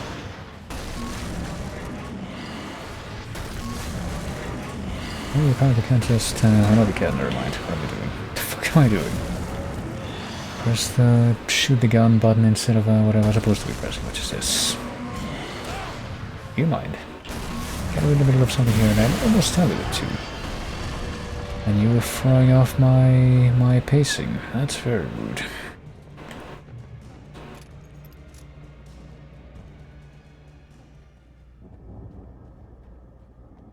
Which of all these buildings is the farm, though? That's kind of what I have to wonder.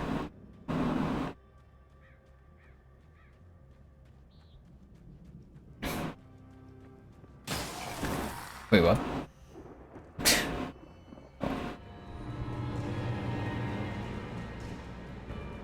And there he goes.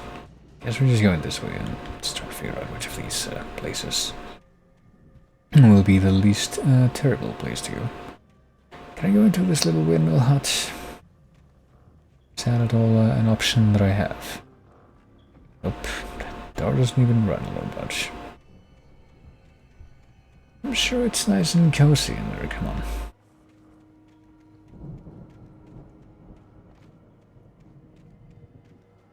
Well, I guess I can explore a little bit more and maybe be in a place that's kind of close to that place in Grim Dawn, where it's at a sort of central city area. Well, not really city, but like the outpost in the center of the map, at least if you're just sticking to vanilla.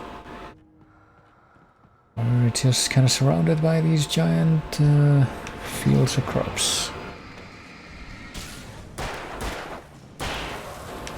And if you get to the end of the area, the plot boss that you have to fight there is... why am I still hearing music that way?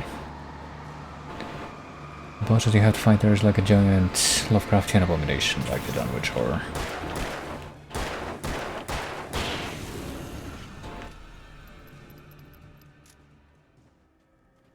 And they're just kind of keeping it in a barn.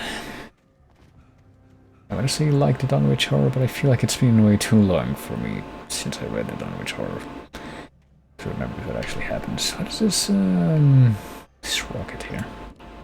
Freaking firework. Are we gonna do anything with this? Or is it just a complete completely frivolous background detail, that seems like it's probably gonna turn out to be the case, yeah.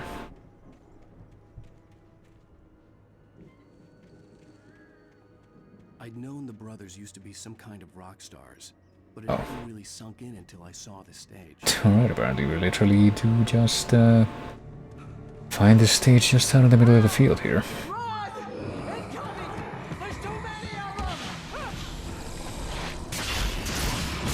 He just tower slide, I was gonna say.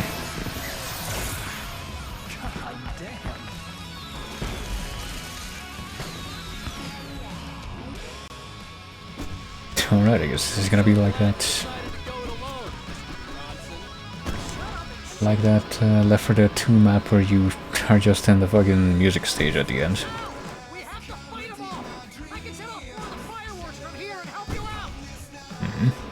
Does that mean that they're not gonna die automatically by...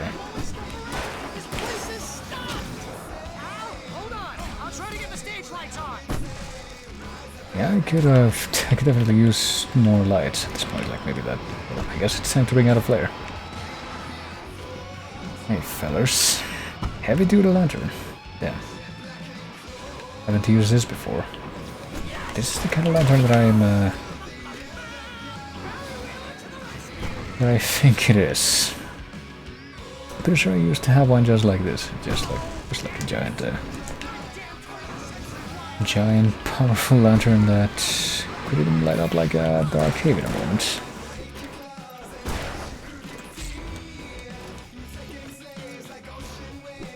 Doesn't seem like it's doing anything too crazy in this context though.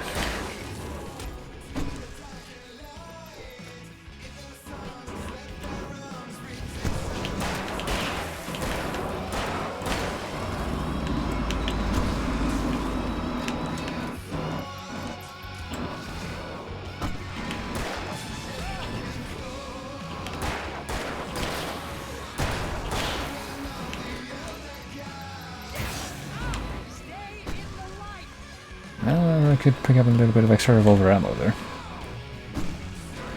And grab another flashbang. Right, here I am in the light. And now it's off again. I'll just go ahead and grab this before I lose the opportunity to do so, I guess. No, I don't want to switch between that and that. I just want to pick up the batteries if I even need to anymore. I guess I don't. That's the thing.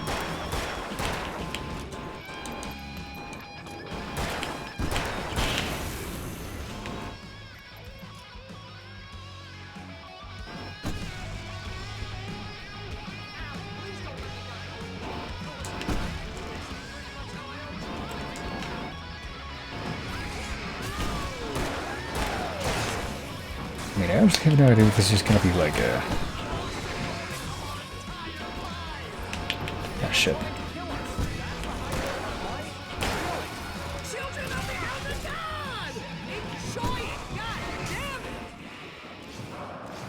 I don't know if I'm just trying to kill everyone or if I'm just trying to survive for a certain amount of time, but...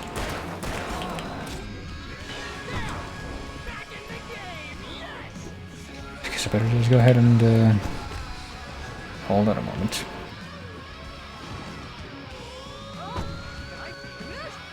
Oh, never mind. I guess there goes my my healing opportunity. It's just not here.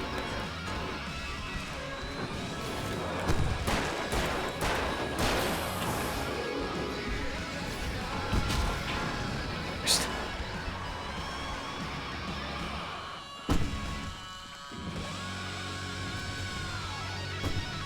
Well, maybe that would also be a good time to start using the,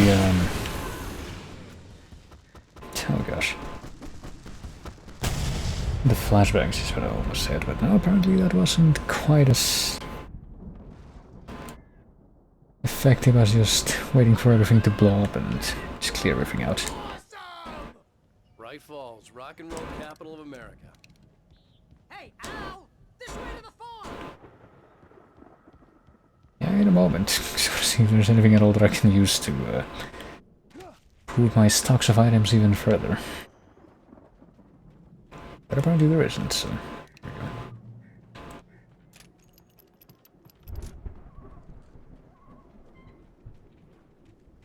I guess we weren't really looking for the stage itself, though, even though that was yet another thing that was foreshadowed by the manuscript pages. Cutout's good as new, right where I left it. I'll come back for it once we have the place secured. Yeah, that's been my biggest worry all this time. Well, that was pretty cool, at least. What are we focusing on? Oh, that thing. This thing moved out of the way. This is as far as I got before they ambushed me. And you just run back towards the stage, because that seemed, well, I mean, to be fair, that place was stocked with a lot of stuff, so if you had noticed that much, it probably would have seemed like a pretty good place to try and hold up and, I don't know, stand. Have a stand, make a stand, stand your ground. I don't think that's quite what I'm trying to say right now, though. It's more like hold out. That's, yeah, probably more in line with what I was trying to formulate with my brain there. What's that, Al? Ooh, I'm Alan Wake. I'm always right about everything. And if I don't get my way, I'll sulk all day long. I'm always intense and moody. It makes me very attractive and mysterious. Right now, I'm just standing here because I need my best friend Barry to carry me. But it's okay. I can just take him for granted. I think I see what you did there. Yeah, it was pretty good. You want me to do my imitation of Barry Wheeler? No? Thought so. Well, you could have just done like a burn saying, I literally can do that because Barry Wheeler doesn't have a cutout. I wonder why. I wonder if it's like that, like the movie Jingle All the Way, where nobody wants to have anything to do with this sidekick character.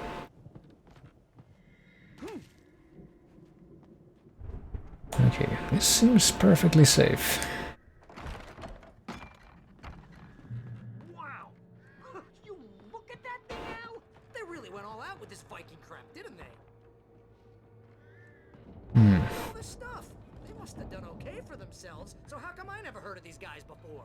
And this from the guy who learned about Ozzy Osbourne through reality TV? Well, we could turn on that TV, speaking of that, but what if I want to try and stop myself as much as possible from the stuff around here first? Apparently got some hunting rifle ammo, so yeah, we gotta swap out the shotgun for the hunting rifle sometime soon. Well, let's see. What do we got? Is it more... not Twilight Zone? Yeah, it is.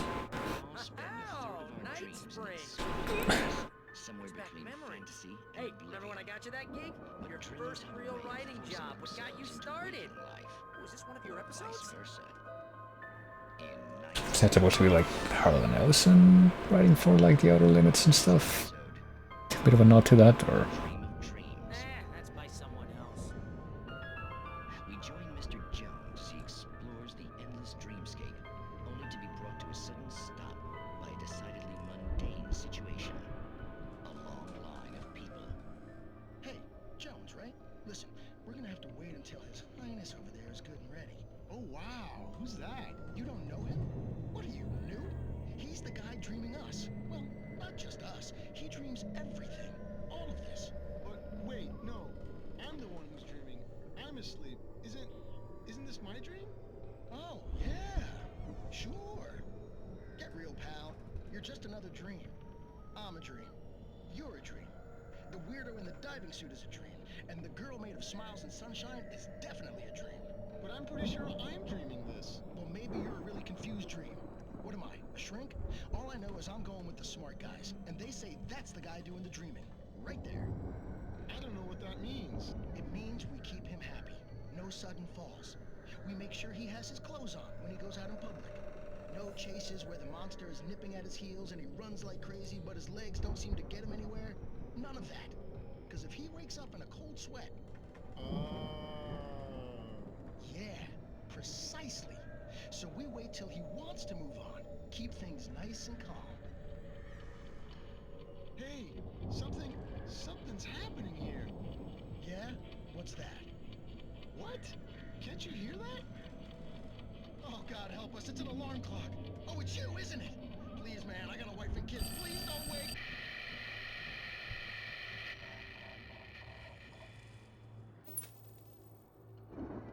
Right, that one doesn't even have the closing narration that the rest of the episodes have.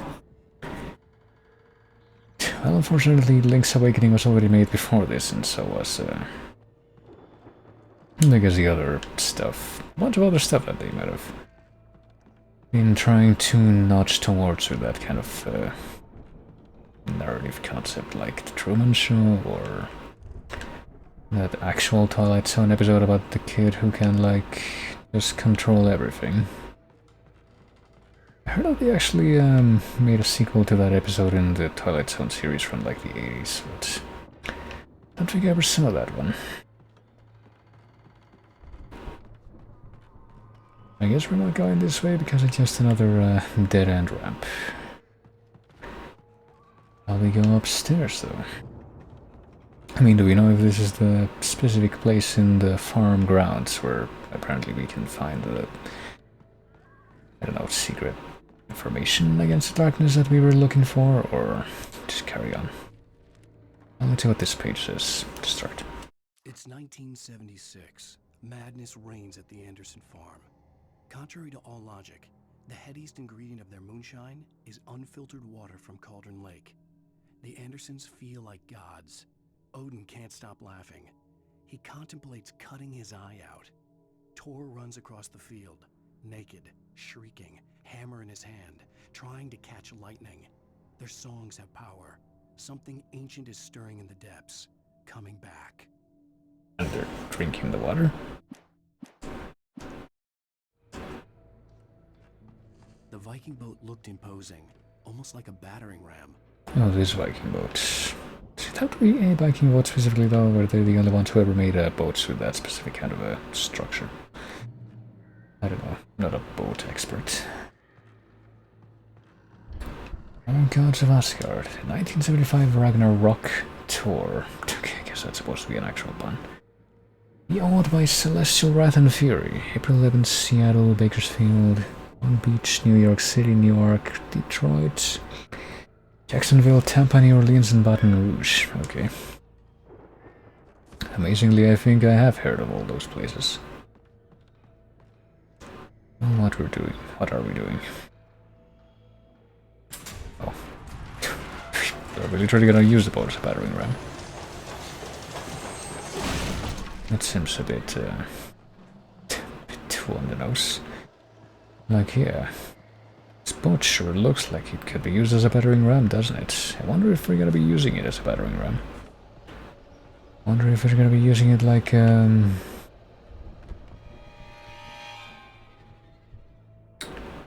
a scene that would be anything like that scene near the end of the vanilla story in Diablo 3. Jeez, hold on. Okay, apparently I shouldn't have tried to dodge or rush through here, because then that'll happen. I'm gonna have to take it a little bit slower. Wasn't expecting all those dudes to just appear. Guess that's what happens when you get abandoned by Barry, though. Wasn't even nice enough to give me the heads up that any of those fuckers were coming this way. Well, let's wait a moment.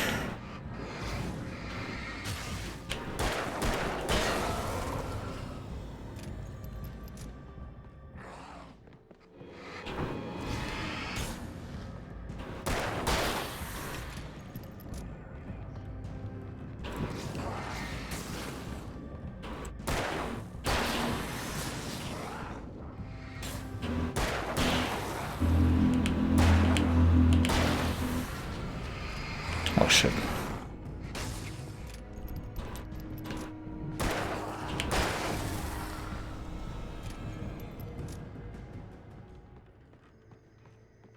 I guess maybe that was all of them this time. I don't know how many of those guys actually just came rushing up the stairs like last time, but maybe not too many of them, who knows.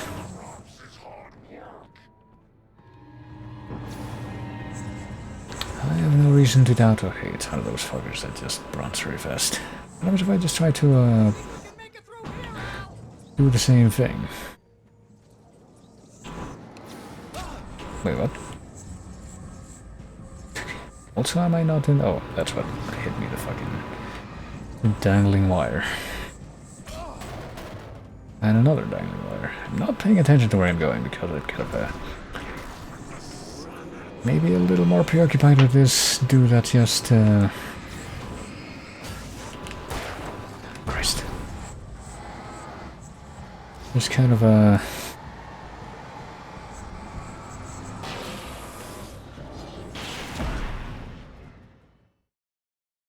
doing this bizarre sip animation behind me, and then I guess I'm gonna try to see if I can kill him without moving from this spot. I don't want to go any farther because apparently it's just gonna lead to me getting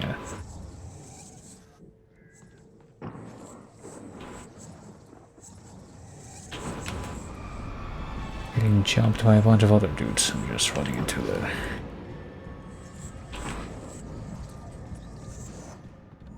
these loose wires.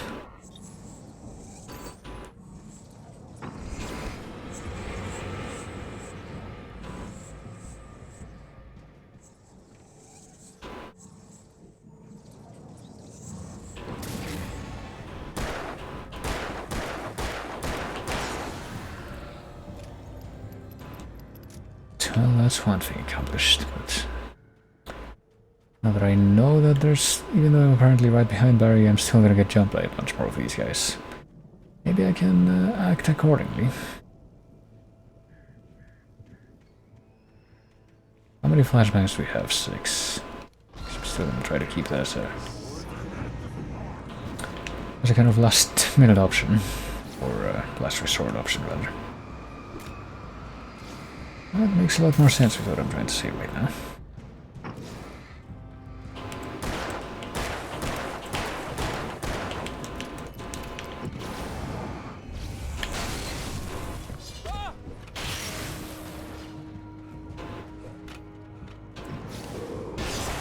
Oh shit. Wait, can you actually fucking... I think you can. You can bait these guys into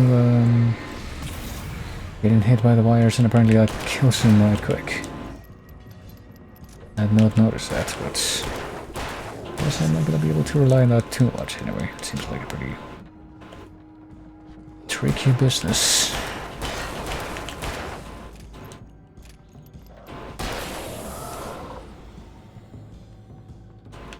And I'm almost out of ammo for my revolver, so... oh well.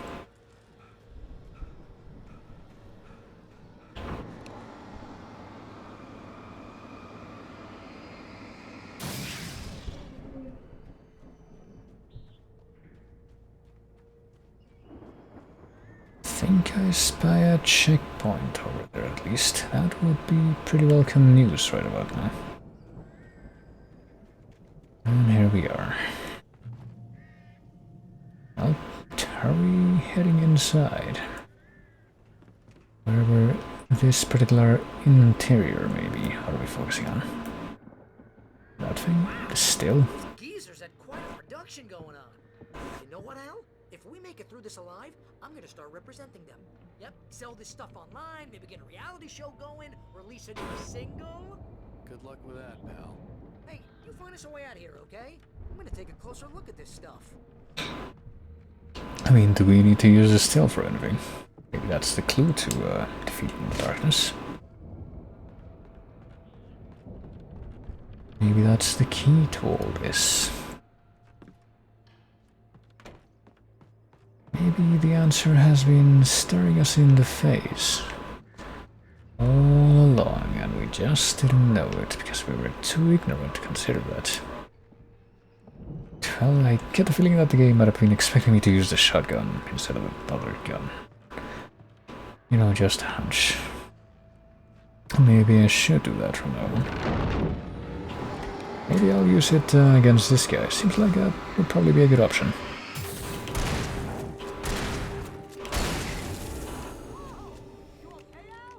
I'm good. Keep your eyes open, okay?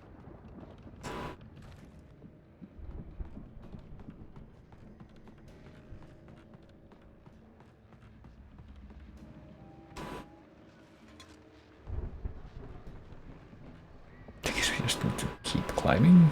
Seems like a pretty place that goes pretty high up. tall building here. Must have taken a hot minute to build.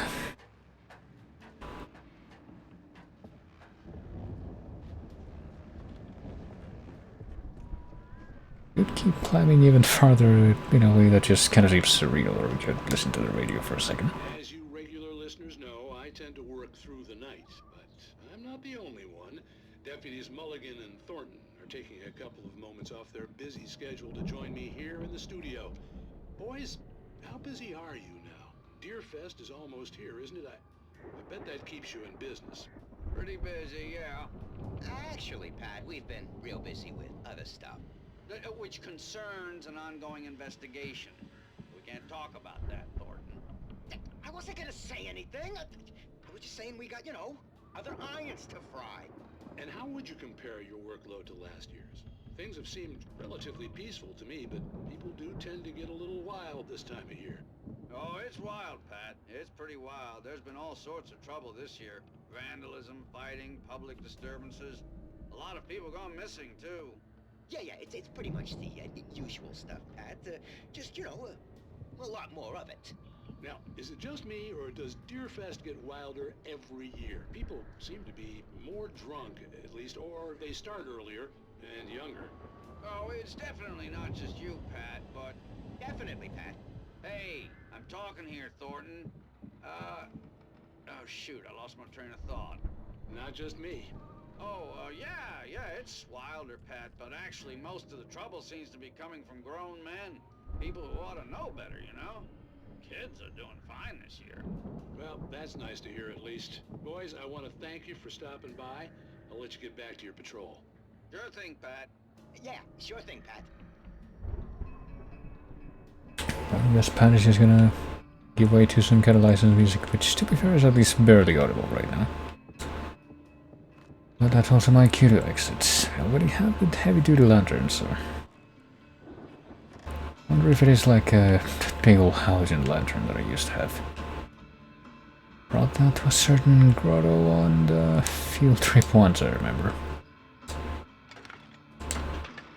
It was very frustrating for the other people that were involved in that.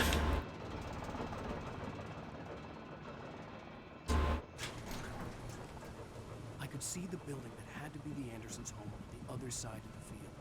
It wasn't far now. I wasn't worried about trusting the ramblings of two burned-out geriatric wrecks. They had the goods.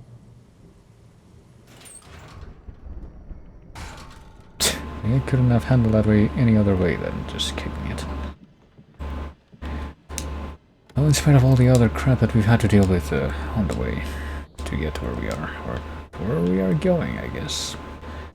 Seems that we were actually just trying to get to the actual farmhouse and not any of the other farm buildings. But what is that? Is that whole shed gonna... Oh shit, but what's another one of these things, and I guess we're gonna have to deal with it.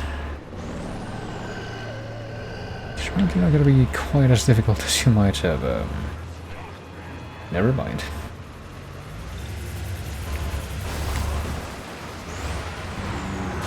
It's apparently gonna be nice enough to deal with the rest of these fucking...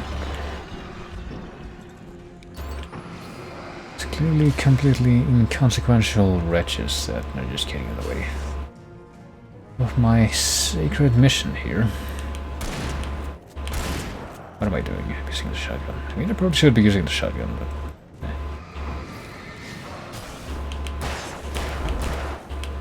Shit.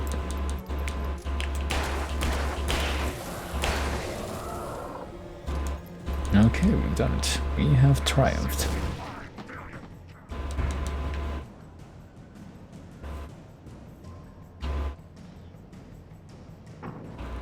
Apparently need to deal with one more angry farmer before we can proceed. I don't know.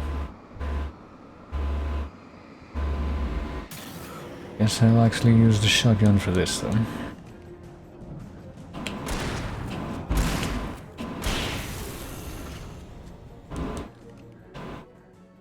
Open the silo door for barrier. Okay, so we can't actually proceed until we do that.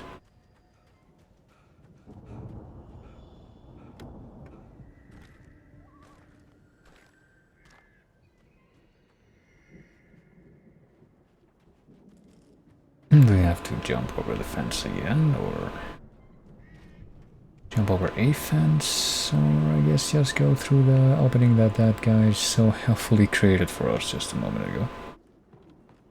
And then what? Okay.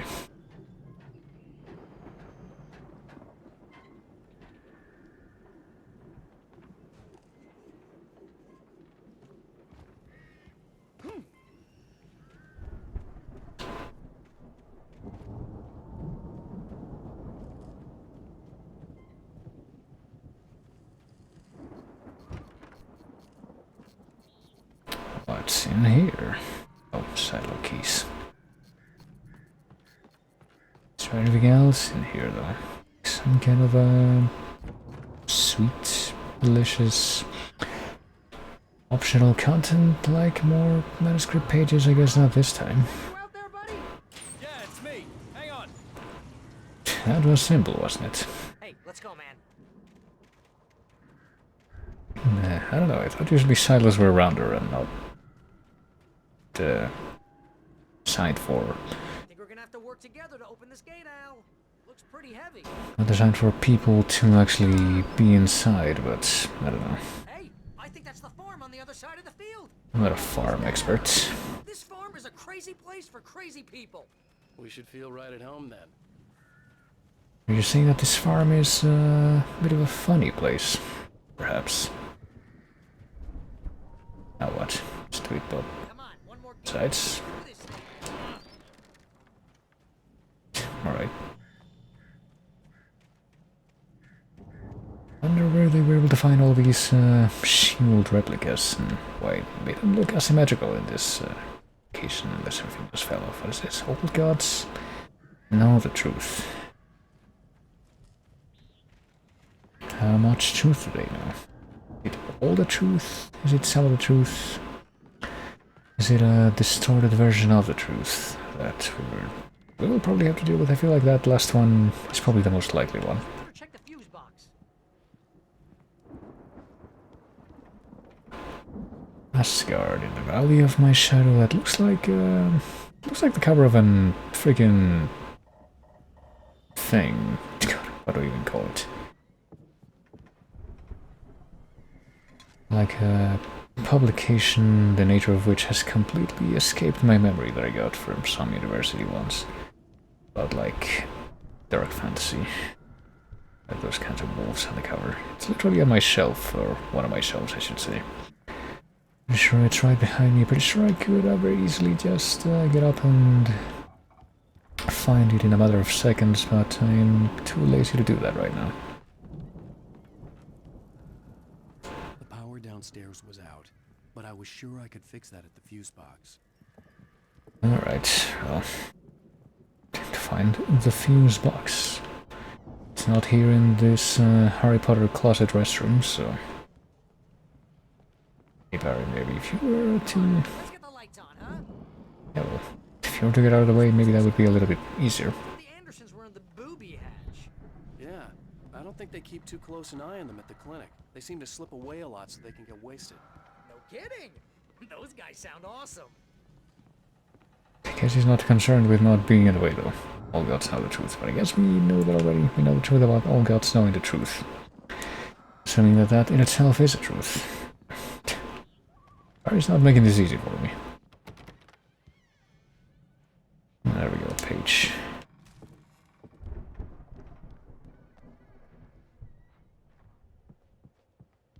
I might as well settle in one of these rooms and read the page, but gotta figure out exactly which room first. This one will do. Again, Alice's screams rang in the stillness of the night. I saw myself run toward the cabin, flashlight in my hand. I followed my past self. I was an out-of-body observer, a time traveler in a crazy drunken dream. This was the beginning. The night Alice had disappeared. The mystery of what had happened during the missing week was about to reveal itself. Was it? I mean, was there still like a... kind of a 1 week space of time between when Alan and his wife showed up at the lake house and when all the bizarre shit started happening? Alright, well that was easy. Lady of the Lake. Music? Of course. We need to find where it's coming from.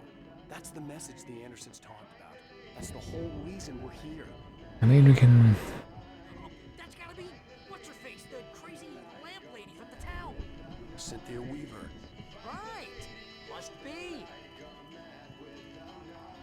Something by the Lady of the Light is what I'm getting. I can't make out the entire first half of that, though. But let's listen more closely, I suppose.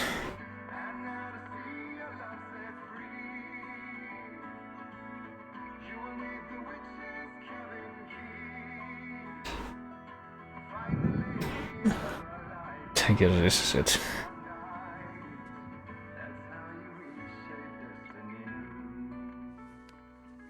Okay. We need to find Cynthia Weaver. We'll stay here for the night and head back to town as soon as it gets light. Hey, Al. Lots of hours before dawn. Might as well get some rest. And by rest, I mean drunk. Come on, Barry. This is... Yeah, what the hell? Guess we don't need to worry about our mental fitness when we're trying to survive like this. Seriously, because I know we don't get along, but we're gonna find her, right? Even though you're a crazy bastard, I'm gonna stick by you, no matter what, ever, Al. Sure, like a brother. I'm a writer, goddammit. Correct. If I just wanted to, I could write 10 books a year. And they'd be the best books that year. No, you couldn't. That's right, I couldn't. But I could, because I'm a writer. What? What do they put in this stuff? I feel like my brain is coming out of my nose. I'm gonna get the recipe off those coots and be a booze millionaire. I just miss her, Barry. I just want her here with me. I know, Al. I know. It's gonna be okay. We're gonna make it okay.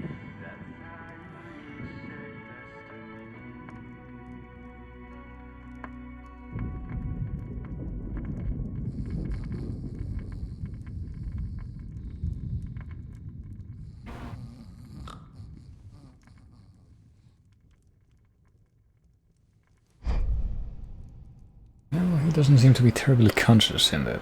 Just eyes open and just complete dead stare state. Okay.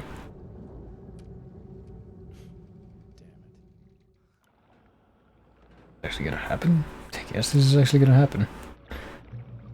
I am now a spooky ghost, or no, he's a spooky ghost. I'm apparently some kind of... Alice, I'm coming. It's all right.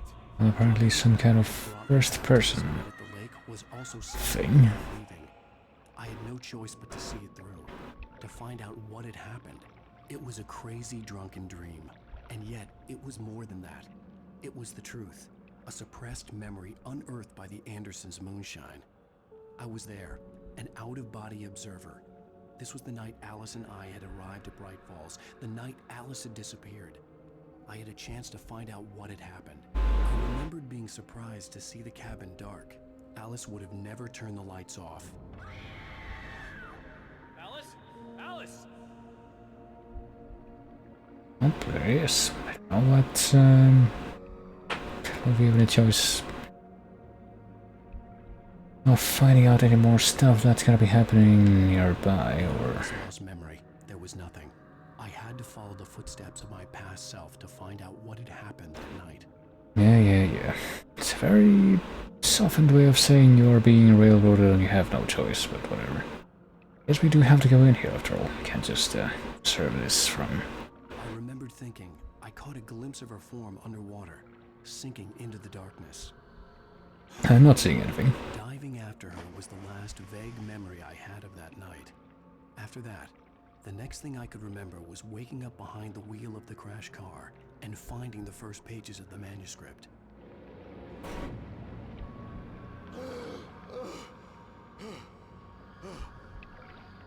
I couldn't find her in all that blackness. I must have thought she drowned.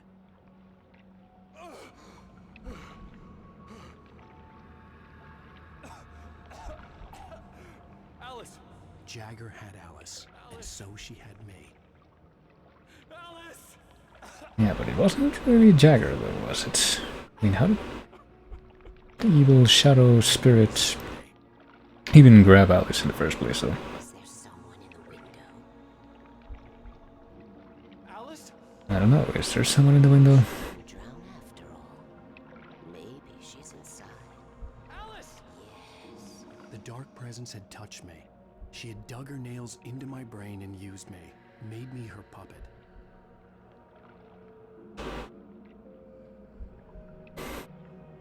And there she was, I suppose. Maybe upstairs in the study. Alice! Yes, that's where she is.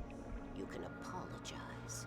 Alice! You'll laugh at the whole thing together and put it behind you. I mean, she wasn't really in the study, was she? Alice? She's not here. You were foolish to think so. No, she's dead. She drowned.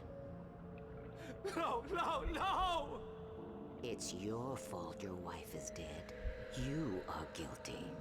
All she wanted was to help you right. You killed her. Ah! Oh, hush. There's still hope. Cauldron Lake is a special place. Here, you have the power to change things. She wanted you to write. I will tell you what to do.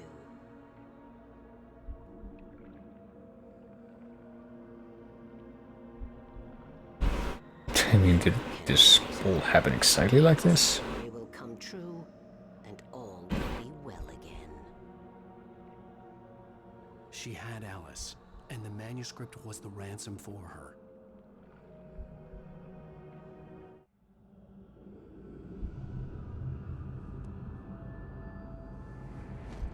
Yes. All right. I'll fix it. I'll bring her back.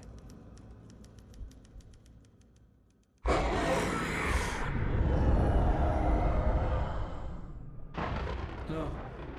I wrote it. I remembered it all now. In the dark, I'd written for days, a week, almost a complete manuscript of a novel entitled Departure. Jagger had been my editor, whispering in my ear, making sure that the unfolding story would make her more and more powerful. I thought I was saving Alice. Even with the cobweb she put in my head, some part of me had been aware enough to write my escape into the story, to bring a light into the cabin to release me before I could finish, to interrupt the horror story before the ending, where darkness consumed everything and everyone. Zane was weak and far away, but I had written him into the story, and his light had been enough to set me free. It isn't here now. I'm here because it was written. I brought the light to set you free. You must hurry. It will know I'm here. It will be back soon. It stole the skin of my larva a long time ago. She looks so old.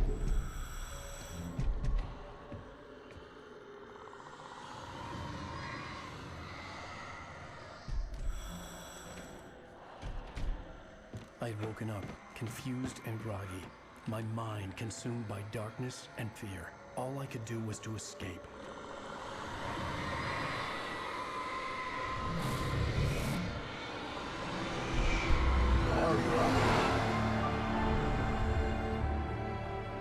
The week spent in the cabin had taken its toll. I was barely conscious and fading fast. It had to have cost Zane terribly, thrown him even deeper into whatever dark place he now haunted. But he had managed to weaken the dark presence, kept me safe that night.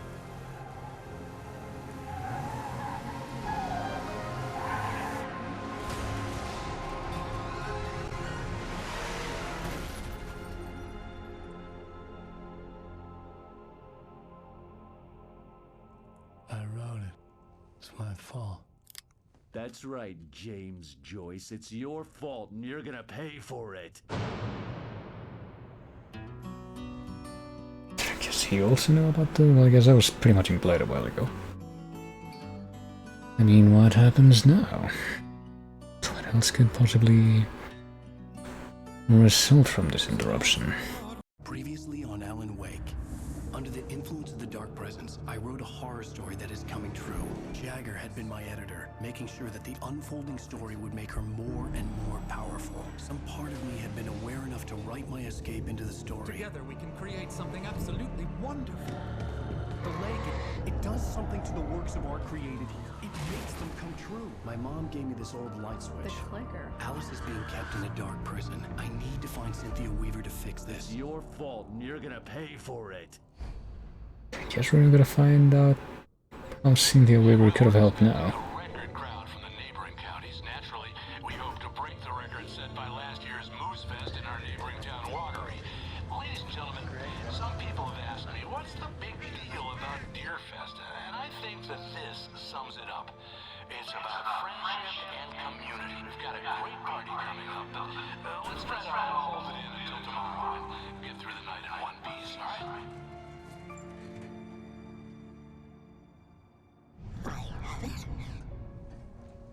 Someone will come for it when the time is right. Thomas said so. He wrote it. The key is insurance. It's my job to keep it safe. Safe in the light. Always in the light. Hello.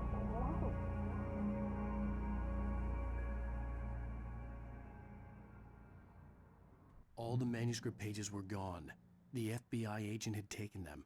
I think my tongue just took a crap in my mouth. Ugh. Oh, wait, we're in jail now? Oh, Al. Al, this is not good. That about sums it up. Oh,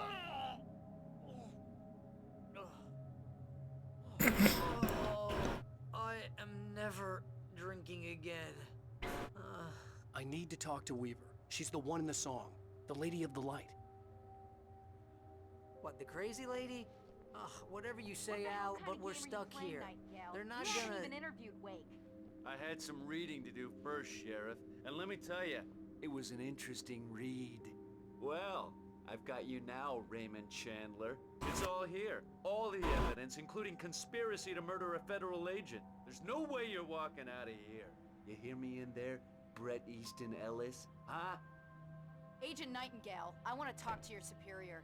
Well, we all want things, Sheriff. I wanted my... Look, that's not possible right now. Agent Nightingale, I insist.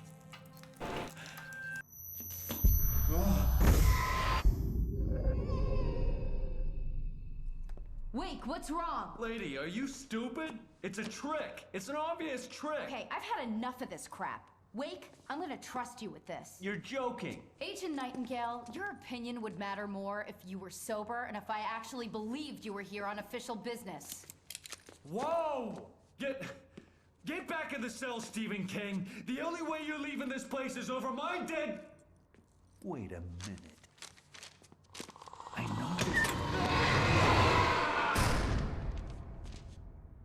know... Okay, that was quick. We need light. It's the only way to fight this thing. In my office. I've got your things there. Follow me. Oh, man. We're sitting ducks with the lights out. Stay cool. I can get the emergency power on. Well, maybe before we proceed we can find out exactly what the, what just happened. Nightingale tried to make sense of the manuscript. It was disjointed and strange. He didn't understand half of it, but it all rang true. Impossibly true. He took out his hip flask when he reached the page that described how he reached the page that made him take out his hip flask. It wasn't the booze that made his mind real. Right.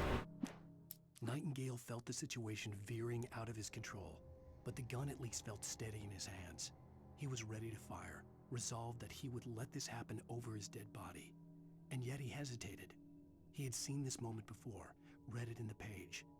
He was transfixed by the déjà vu and the horror that he was a character in a story someone had written.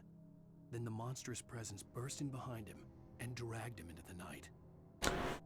Well, I mean, I guess the whole very overt meta intrusion thing, like in The Mind Robber or in The Mouth of Madness, had been pretty much implicit, but hadn't been like completely overt until now, I don't think. Completely, yeah, this is exactly what's happening, and now there's pretty much no doubt about it.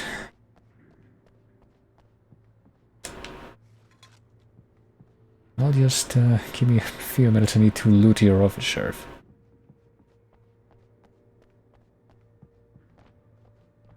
I mean, at least it makes sense to grab the flares, but maybe I just need a little bit of drink of coffee too.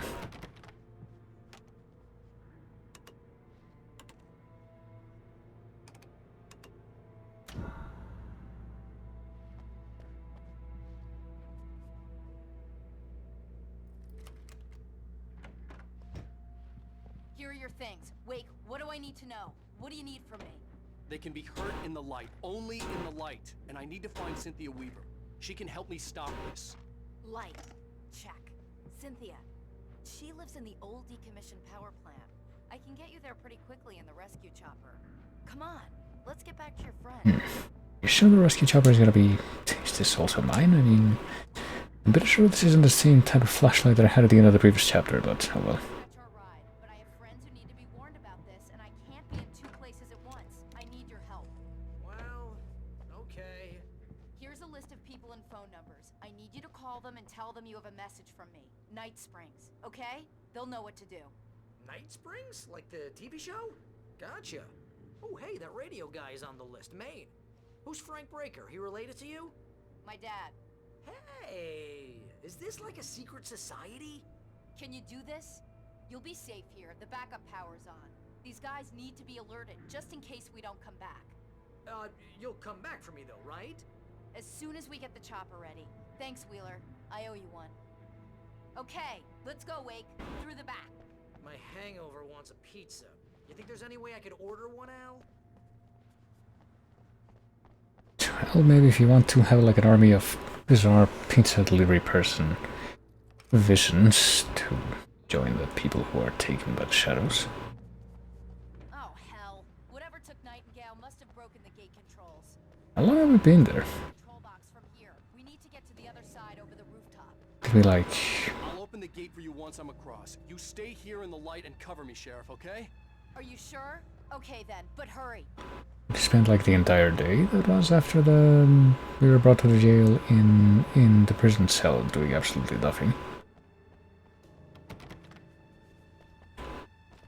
Like, you know, when we went to the fucking sawmill or whatever to wait for the kidnapper, and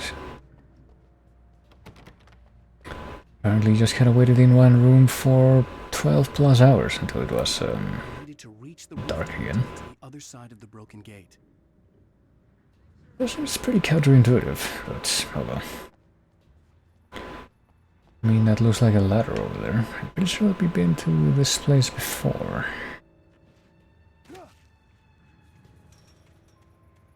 Probably wouldn't be a problem to... Wait, lithium batteries? Or no, from here. Wait, what? Oh. Didn't know there's this shit in the ground.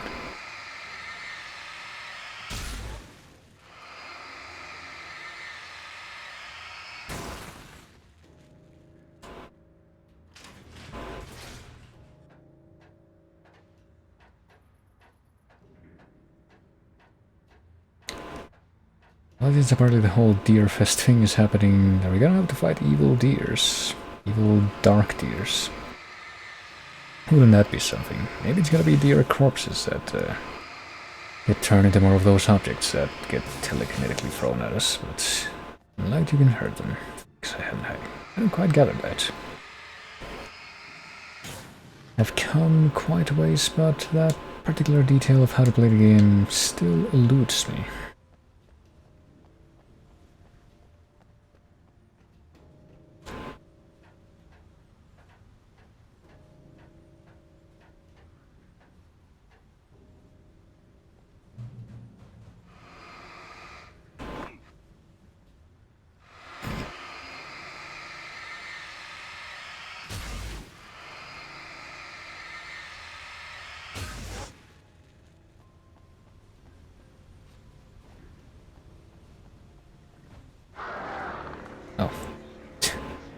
I was gonna say here they come, and I was expecting them, well, them quote unquote, to be more of the humanoid enemies, but well.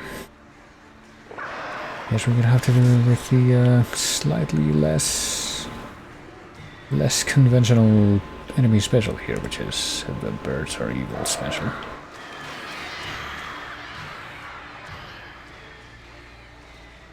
just a while ago, I was looking at a meme in some Discord server, where apparently the whole punchline was, hey look, all the planets on the solar system, none of these planets other than Earth have deaths.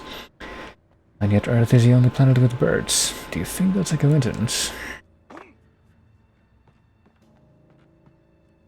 I guess that might potentially also depend on what constitutes a death exactly. Hey, Sheriff! Your password. Night Springs? What's that all about? It's a stupid joke we have. That Bright Falls is the original inspiration for the TV show. This town can get weird at times.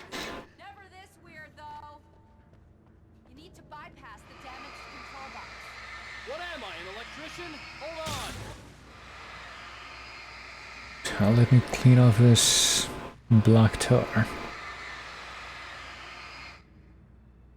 Even though we're not on a different planet, we're still in a situation where black tar covers most ice, it would seem.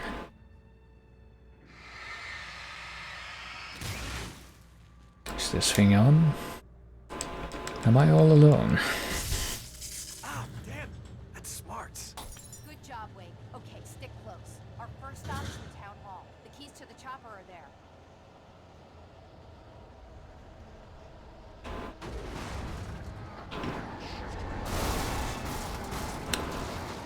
I think I might need a bigger gun.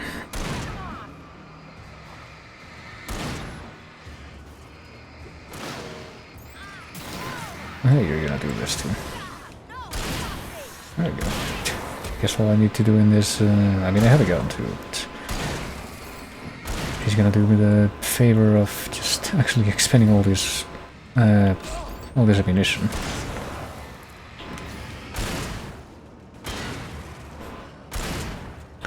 Might as well just let her do it. And I can hold on to my own.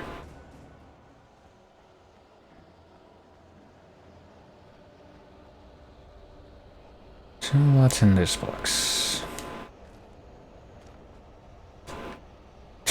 Well, I probably could have used some revolver ammo there, and that would have made sense, but yeah. I will be as stingy as possible with, I suppose, everything except my batteries. These batteries are actually getting spent, and these are really the only things that are getting spent.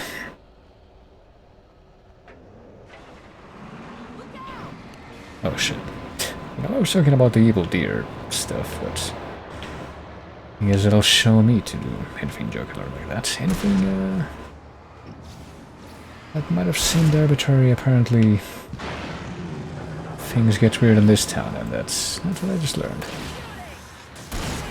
Seems to be the lesson of the day. Ow, what? Where are these fuckers throwing the fucking projectiles? Oh. Ah, shit.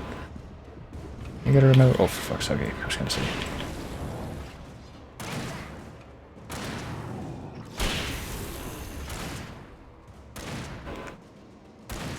When the giant enemies start to charge you, apparently the other way to interrupt them is with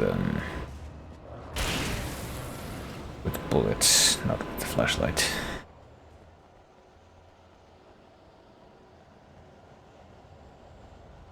Alright, I guess the giant deer float isn't gonna come after us again. But even so, I feel compelled to come over here and try to... Look, I don't trust this thing to not come back for our blood later, so... And besides, I see that there's apparently some kind of hidden cache back here, so... How can I possibly leave without getting whatever's in here? Flare gun, see, that's actually a really good thing. That might save my ass later on.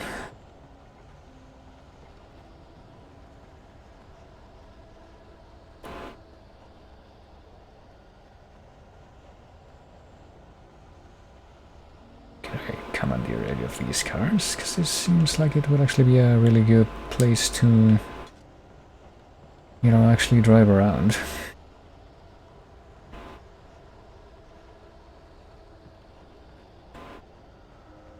I already grabbed that cash, so I guess we'll leave that alone.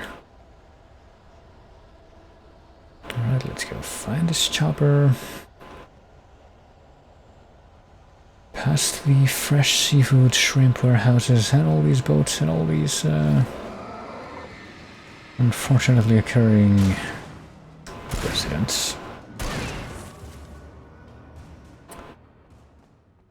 And the sheriff's infinite supply of shotgun shells.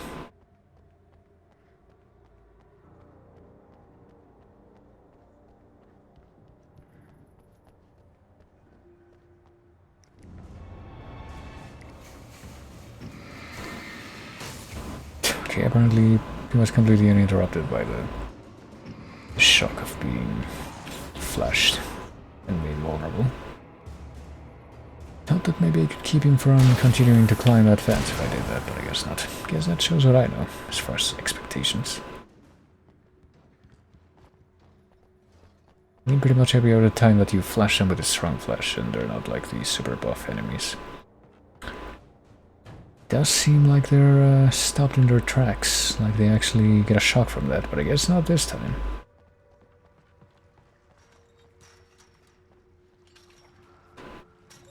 Follow? Yeah, follow. What if I don't want to follow? What's over here? Is there anything over here that I would want? No. Can I go into Bright Diner? Is this the same diner that we came into at the start of the game? I think it is. Can we still activate the jukebox? Do we want to activate the jukebox? Probably not if it's gonna play more licensed music, but at least not until we're about to leave. Can pick up another coffee thermos here, grab the heavy-duty flashlight, which... yes, please. For example, what the hell happened to Rose? She's seriously messed up now. The same thing I think happened to me after I arrived. During this week you can't remember? Oh, I remember now. And that's where I'm gonna end the conversation. So if it's the same thing that happened to him though, wouldn't that imply she got roped into manipulation by the evil dark presence, but she also wrote herself into a story where she was the protagonist trying to undo everything that happened. It seems like that statement could carry a lot of implications, but... Barry was in his element, making calls, making things happen. He didn't entirely know what those things were. He wouldn't let the hot sheriff chick down. Even if every noise he heard from outside, and he heard plenty, made him jump. He had only paused to text Al a message, told him to hurry up. Suddenly, Barry froze in mid-dial. A window broke somewhere in the building, and then the lights went out. Well, that's inconvenient. Yeah, I sure hope that Alan didn't write the manuscript to where Barry dies at the end, or at any point, really.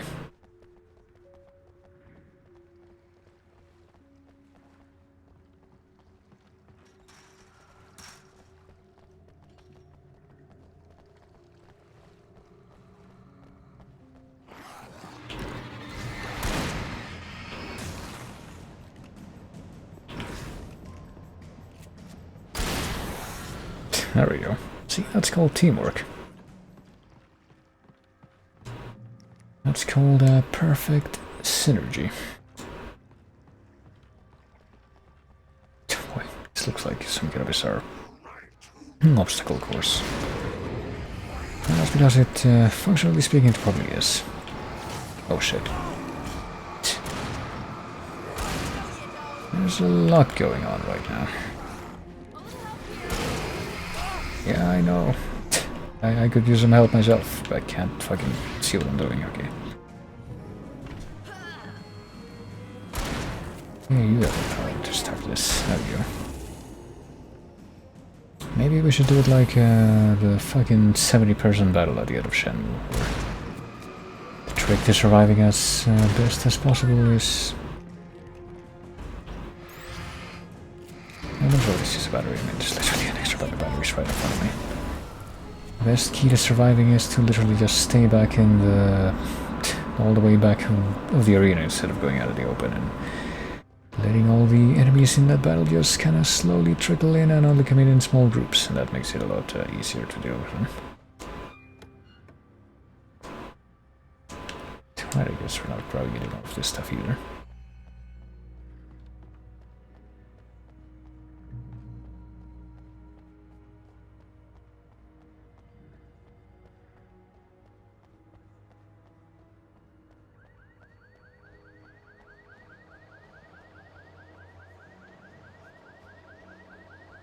I'm seeing the weird curdling fog around us, so... Wait, over here! There's light!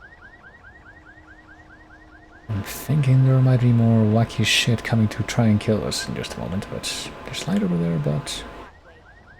Oh, I will. What about this? Is this light? Is this a mailbox light? This mailbox is apparently leading to a fucking... Wait, fine, I'll actually pull my weight here. Left 4 Dead style ambush.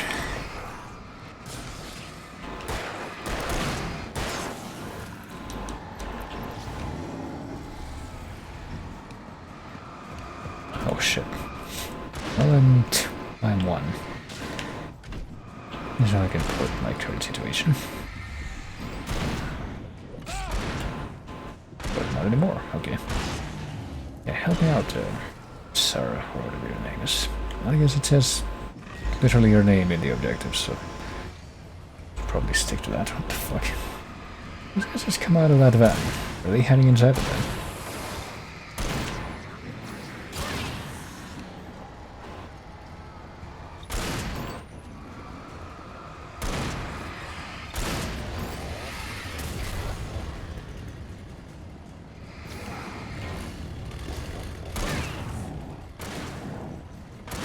I mean, you have the infinite ammo shotgun, so I think I'll let you deal with the chainsaw mans.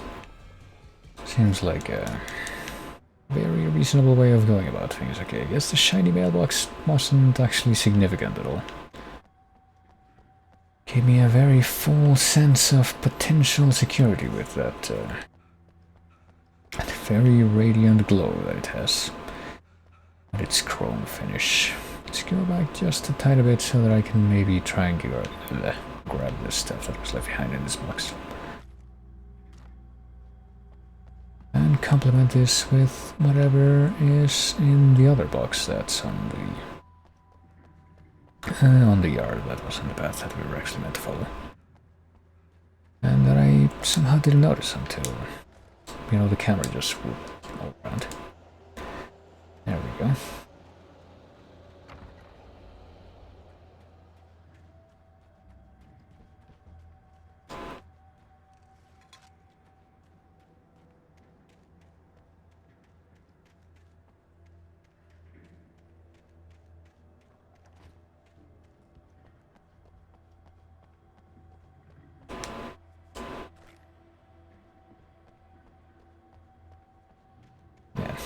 It strikes me that I really could be getting a lot more use out of these flares, but that possibility, that potential is overridden by my complete stubbornness when it comes to,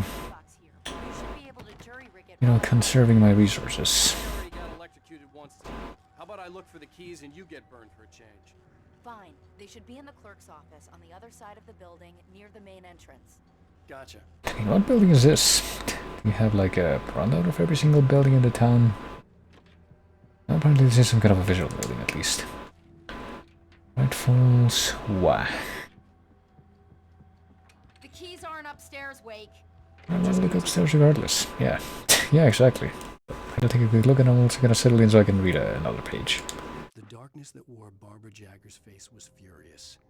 The story in the manuscript had been making it stronger all the time, but now the light had set the writer free and hurt it, weakened it. It was only a matter of days before the dark presence would be strong again, but meanwhile, it would be difficult to recapture the writer. Yeah, it doesn't seem like it's trying to recapture the writer. A lot of the time, seems like it's just trying to kill him. I mean, would killing Alan Wake be actually beneficial to the dark presence right now? That part seems pretty ambiguous, and yet it seems to be what it's trying to do pretty much all of the time. Now, look at these wicked moves.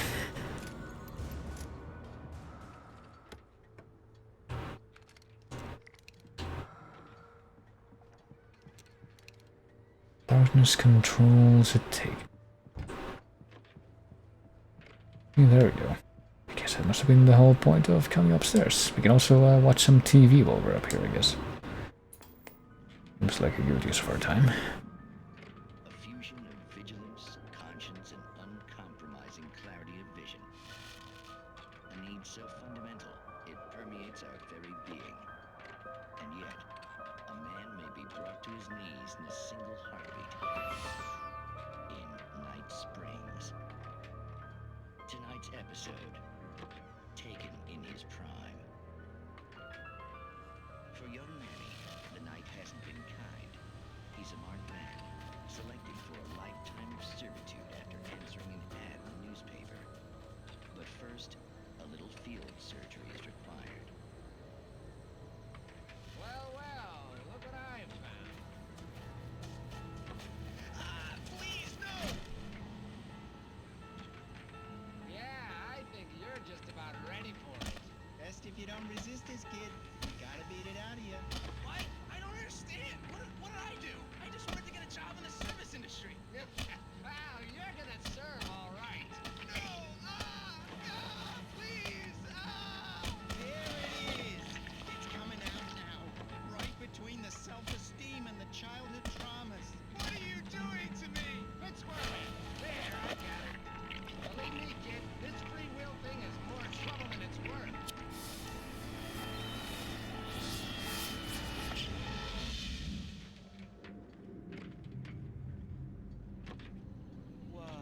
What was that? Oh, nothing for you to worry about, Manny. I don't know what I'm supposed to do. We'll tell you all about that. Don't you worry. Another vacant worker ant, birthed in fury and violence for the pleasure and convenience of ruthless and malicious men. Stranger things can happen in Night Springs. Okay, I don't think I would rate that particular teleplay very highly, to be perfectly frank with you. Just seems like the most unsubtle and unrefined version of just doing allegory. The message was from Barry. He was getting worried at the station. He wanted us to hurry. That's cool. Well, at least Barry's still alive. That's good news, right? A little better news than running into this dude by opening a door. Well, is he gonna come after us or not? Apparently I'm perfectly safe if I just stay behind this door. And now he's gone, right? Did I just, well, nope, he just retreated back into the fucking...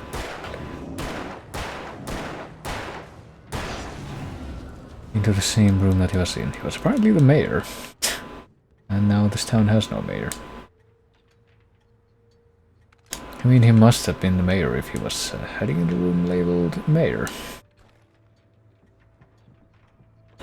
There can't be any other possibility.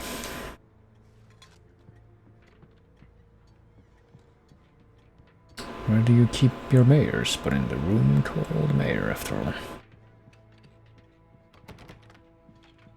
Like, are you gonna put the milk anywhere that isn't the fridge? It's gonna spoil if you do that. Just like you keep it there, you gotta keep the mayors in the mayor room. Also gotta keep your mayonnaise in the mayor room, or in the fridge. Hey, Sheriff, I got the keys.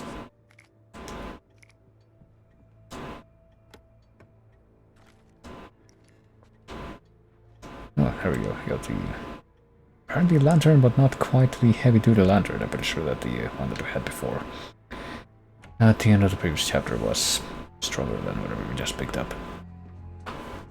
Barry? Why isn't he inside? Oh god! Oh god!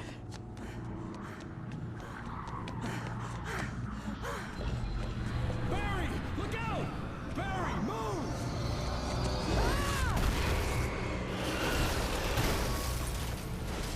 Barry! He made it inside, Wake. He's okay. The storefront's blocked. Come on, Wake, let's go around. We can meet him in the back.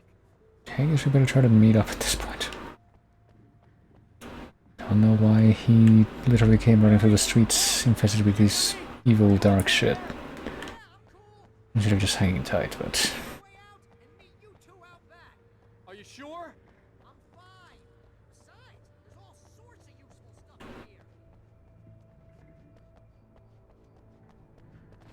I'm sure we'll hear about more of that real soon, but for now, let's see. I wish we're not getting past that, because it's just completely sappy and will be unreceptive to our attempts to go past it.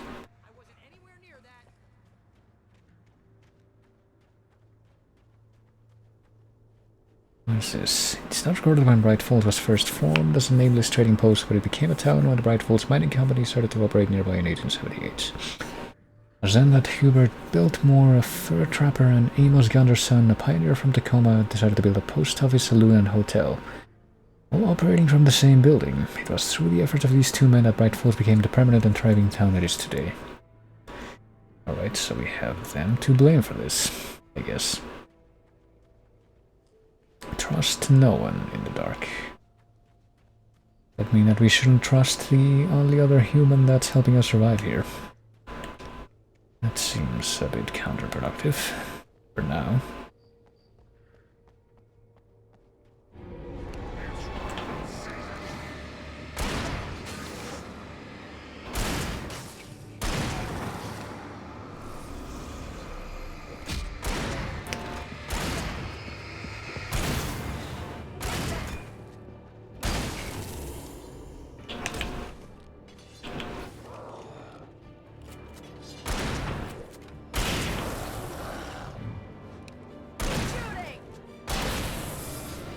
I'm shooting light, you might say. You know, it's clearly being very helpful. She doesn't seem to be aware that you can, I guess, strengthen the beam of your flashlight and make that be that much more efficient. She seems content with always having it on the Wheeler should be waiting for us in the backyard. Down or I'll call the sheriff. Oh, hi, Doc. I've got it. Don't worry about it. Sarah, about time somebody showed up. All this shooting in the air is idiotic. One of these days they'll kill somebody. And over Deerfest. I know. Go back to bed. He's got a point, Wake. Look, this town can't take this. I guess he just doesn't care about what's happening right now. I mean, he probably hasn't seen any of it if that's his attitude towards it. Ah, look, it's Alan Wake, this sudden skip. I can't read the rest of that text. It's like a certain other game that I was playing some weeks back. Not that many weeks back, actually, but some weeks back. Where you play as a writer and where you go to a town in a faraway place where they're selling his books, I'm pretty sure. And the texture that's basically the poster that's outside the bookstore advertising that is extremely blurry and you can't really read it. But, I mean, that game was from 1999, so I feel like it has a slightly better excuse than this one.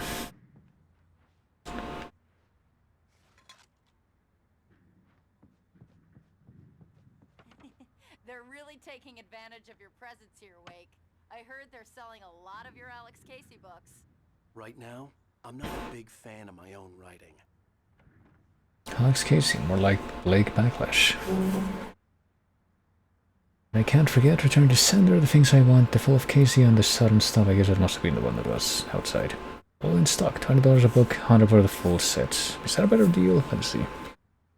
1, 2, 3, yeah. So you don't get any, you don't save any money at all by buying the full set. See if you can get them autographed. That'll raise the value and you can resell them for slightly more money than that down the line, maybe. If you're lucky. Anyone still cares about Alan Wake at that point. In universe, that is. Not trying to imply anything, but... Cynthia Weaver worked hard, following her obsessive rituals, sometimes fighting them, always giving in to them in the end. She haunted the halls of Bright Falls' abandoned power plant. She marked her caches with light-sensitive paint that could only be seen by eyes that had been touched by darkness and saved by light like she'd been. She was preparing defenses and supply lines for the war she knew would come. The war between the forces of light and darkness. Okay, so she's the one who made all the fluorescent paint stuff. I thought that had been the other guy, the poet who for some reason got turned into that light spirit. It's not very clear exactly why why that guy got turned into that. And like in spite of what happened with him and the dark stuff before we got here, I guess. But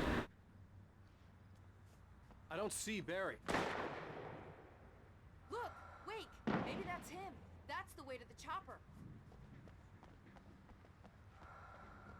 it's also still not very clear what the deal was with Emil, or whatever his assistant was called.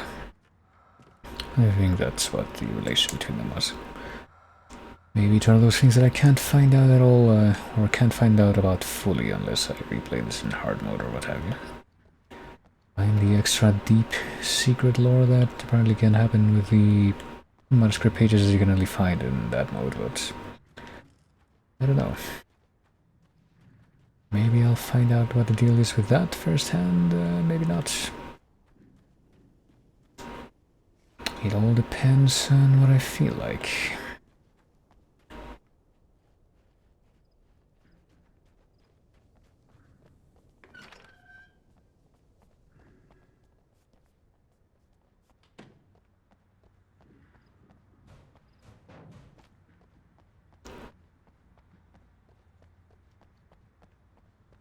Well, here's the stage, but I guess this one is not quite fully decked out to fight the darkness like the one in the farm was.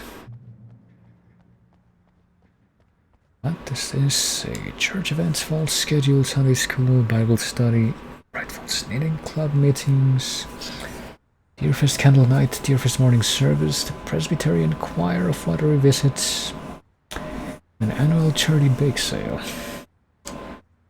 Not the Presbyterian Church, though. Suppose the Presbyterian Church like enjoys you not.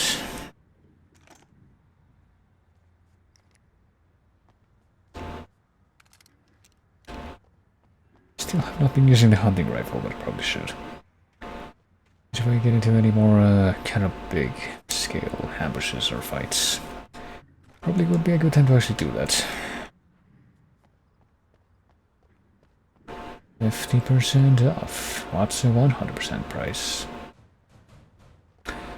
Has the item in question ever been sold for the 100% price?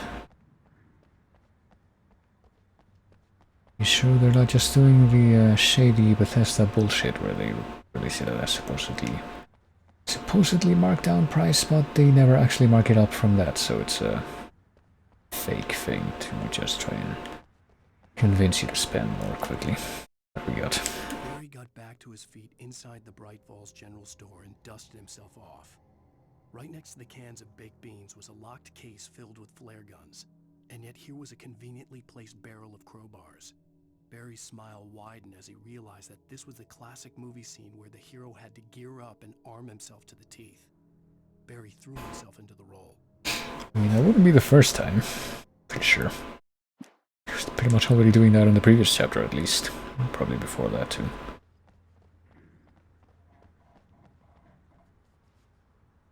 Well, concealed firearms are prohibited in this facility.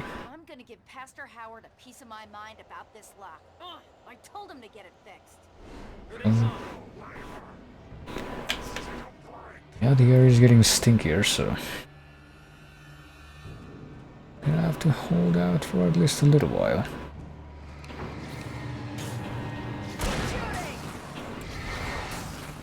Well, I'm happy to see that you're gonna help out at least. It means that I don't actually have to do anything.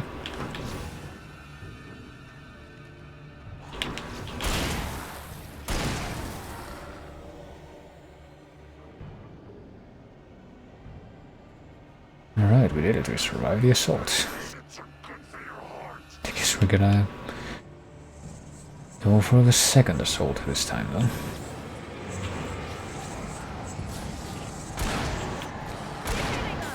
To be perfectly honest with you, I don't think that we've... oh shit. Let's say something like I don't think any of these like the evil dark zombies that move very fast have actually been a threat to us so far.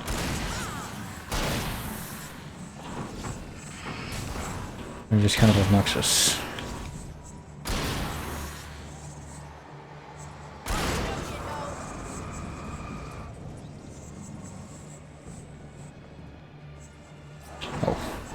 here comes one.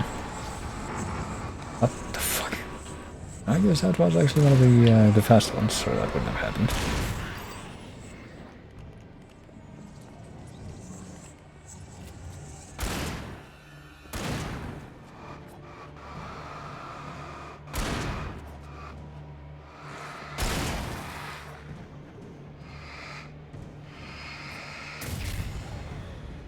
Hey Sheriff, this guy's also vulnerable now.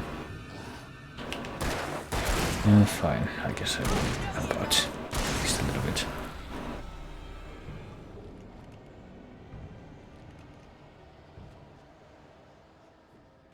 Is that all?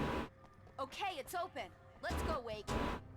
Well, thank goodness that thing just conveniently opened after that attack was over, but only after it was over. Let's check it out. What's in the church? Is it gonna be an obnoxious shooting stage like in the first Uncharted game? Oh, I guess not. We keep them lit all night long on the night before Deerfest. Why? Well, it's tradition. We keep them all night long? We keep the pews all night long? Are the pews not usually here? That seems like a... That would be stranger. Wait, are these freaking orb chandelier things? I don't think I've ever seen anything like this in real life. Honestly. Seems weird. For it to be free, the Dark Presence needed the writer to finish the story. Again and again, the story let it get frustratingly close to the writer without letting it capture him. It was bound by the events depicted in the manuscript, but it could pursue the writer indirectly, put others on the task, and stop those who would help him. It took over everything in its path, made them its puppets, and sent them after Alan Wake. How many pages do we have, by the way? Not an awful lot more. I think we can actually finish this chapter before too long. I guess if I do that, I'll actually call things. And since I don't think we're gonna be able to do a co-op thing tomorrow, I guess I would finish it then. Finish the game then.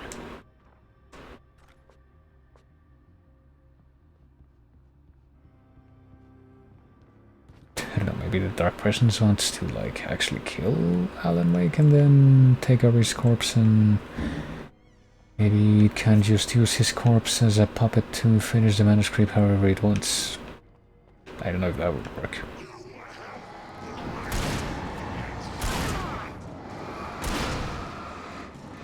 Alright, now seems like a good time to actually get out of there.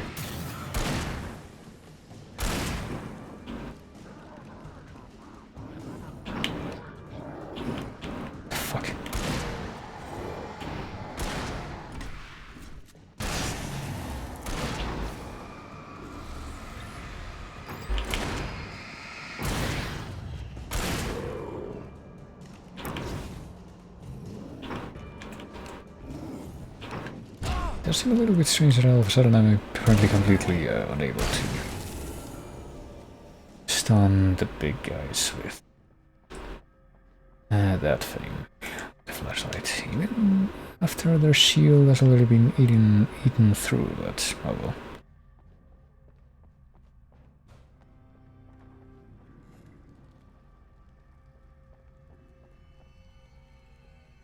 We're gonna check the furnace. Do you want to have a Freddy Krueger moment, or perhaps an Indiana Jones and the Fate of Atlantis moment? I don't even remember what you do with the furnace in that game. I just remember that it's like a really dumb, typical adventure game puzzle. That one saw the light, huh? Yeah. You didn't like that one? A tough audience. Well, I got plenty more. What are the Christmas lights for? Protection, man! Like garlic against vampires? Vampires. The helicopter's just across the parking lot and up the hill. Come on! I mean, in the Action 52 owns version of Illuminator, you could put out Christmas lights. They didn't really do anything. They just kind of let you know if something was moving along a dark hallway. Let you see that better.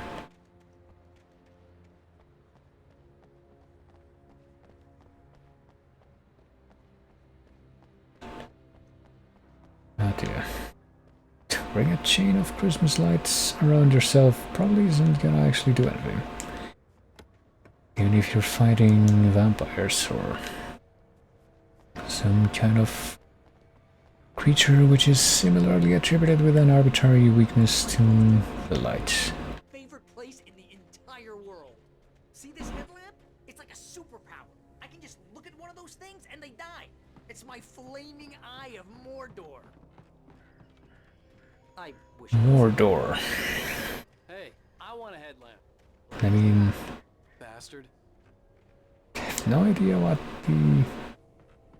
like how the Eye of Sauron actually worked in the books for Lord of the Rings, but if the movies are accurate in that regard, it did seem like it pretty much hit a number on whatever it shined on. Alice had screamed until she had no voice left to scream. Around her, the darkness was alive. It was cold and wet and malevolent and without end. She was a prisoner, trapped in the dark place. The terror would have burned her mind out, but one thing made her hang on. She could sense Alan in the dark. She could hear him. She could see the words he was writing as flickering shadows. He sensed her too. He was trying to work his way to her. Well, I'm not sure exactly what he's trying to do now, except just try to get to what's-her-face, the lamp lady, I guess. I think there's only one chapter left after this, so I guess whatever she has to teach is probably going to be pretty important. Pilot's license, you're cleared for departure to Night Springs. No offense, Sheriff. I see this crap over here. What is this crap over here? More flashbangs. Well, more flashbangs. I guess we already have a few flashbangs. I'm just gonna retreat. That guy follows me. I'm sure the sheriff can't take care of it. That wasn't so hard, was it? If only I had these infinite ammo AI companions for the majority of the game. Things would have gone pretty differently.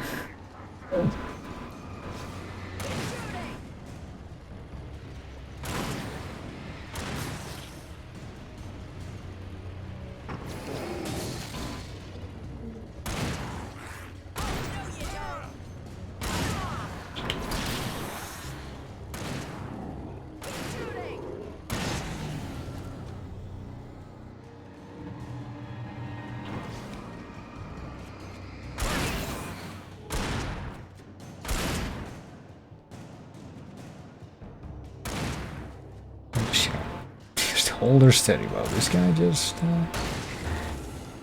keep on slowly approaching us and just eating those shotgun blasts to the face.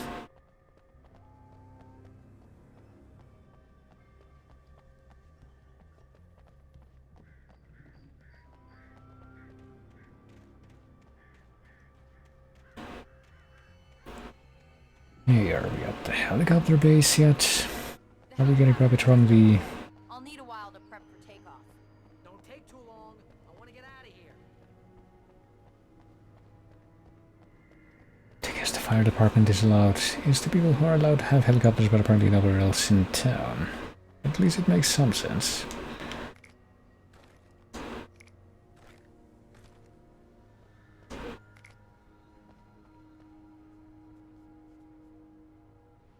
I think I want to keep my rifle, if that's what I have.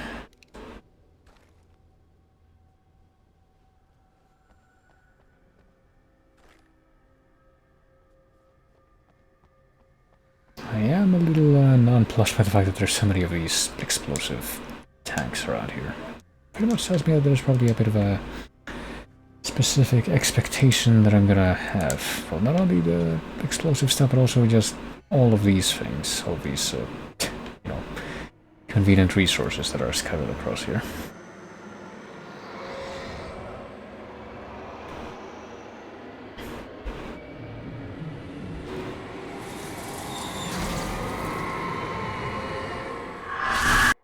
You will never get her back.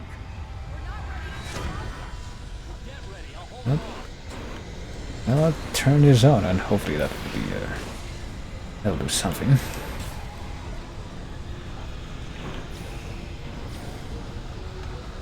I guess I actually am gonna have to use the gun myself this time though.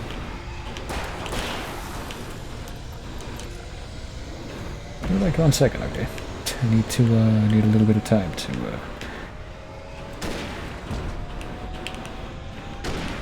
bring out the big gun.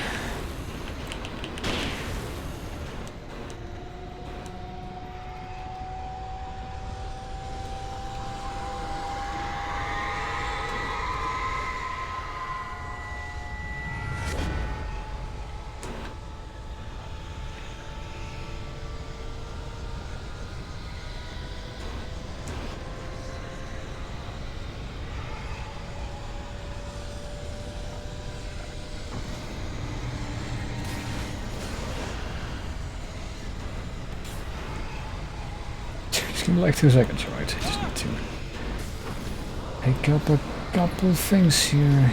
Won't be nothing.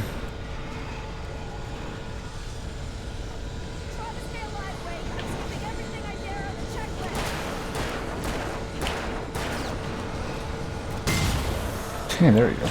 Actually got some use out of that. That's a first.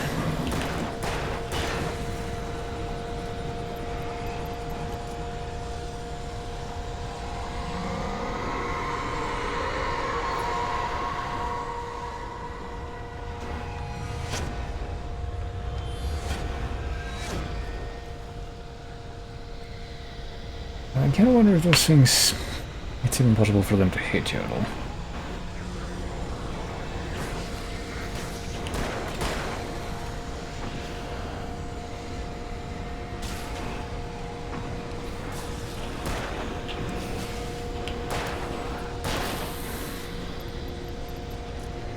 Alright, time to actually use a flare, I guess.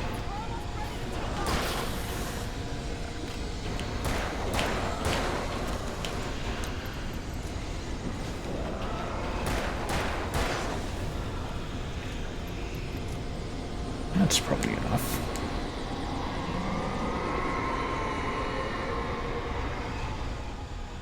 That haven't we picked up here just about this, okay.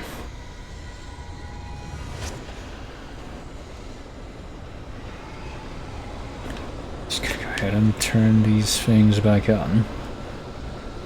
Oh, here come more of them.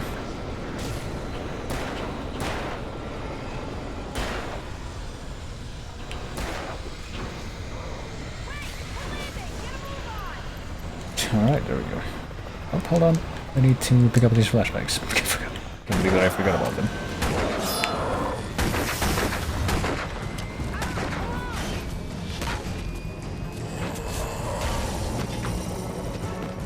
You better put an end to this. Just get me to Weaver, Sheriff. You're taking a big chance on a local crazy lady, Al.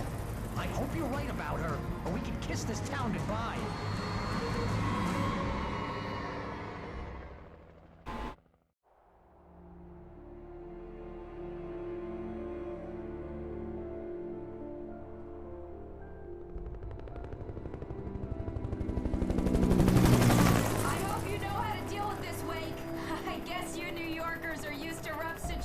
Like this. Right, the city's a war zone. King Kong, mutant alligators, and Alex Casey shoots the place up every weekend. Look, I never even carried a gun until a couple of days ago. Well, my dad used to be a cop there. Tells some pretty wild stories. Stuff like this? No, just normal bad stuff. Kinda like your books, Wake. I used to tease Dad that he was just like Alex Casey. You've read me. Oh, sure. You're a pretty good writer. A little heavy on the metaphors, maybe. Nobody's ever said that before. We're coming up on the power plant. See the lit building over there? And that's the dam further up the river. I can't land here. I'll take her down the road across the river. Just get me there, Sheriff.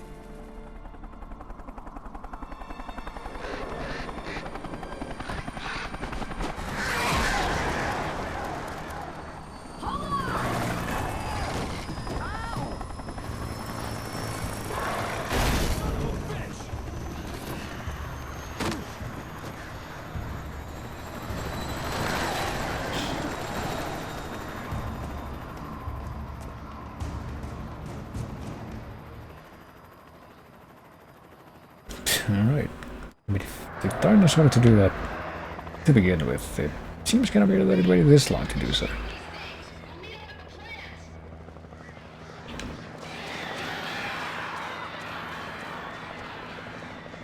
You know, given how one of the previous chapters had a helicopter being a lot worse for wear than that. Didn't seem like a helicopter would be a surefire way to shake off the fellas. Also, apparently I lost all my shit that I had from before. That seems very unfortunate.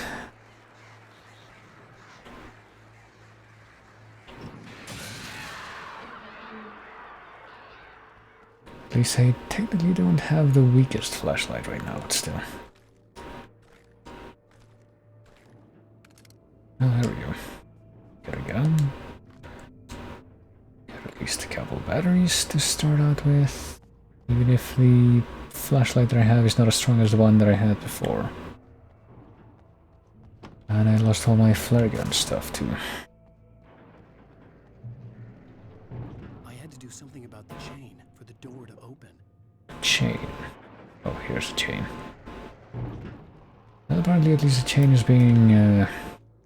oh, not the chain, but the door is making a very dogged and focused and unceasing effort to open, so...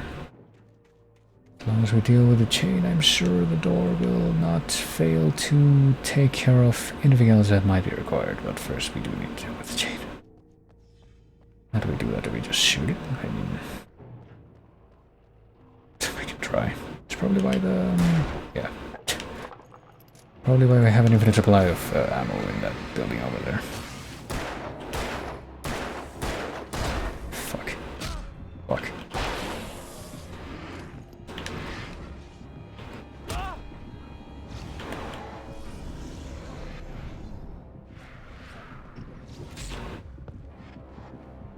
I don't even have, like, you know, my flares or anything anymore, so...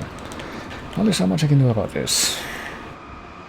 Now I'm just kind of cornered, okay.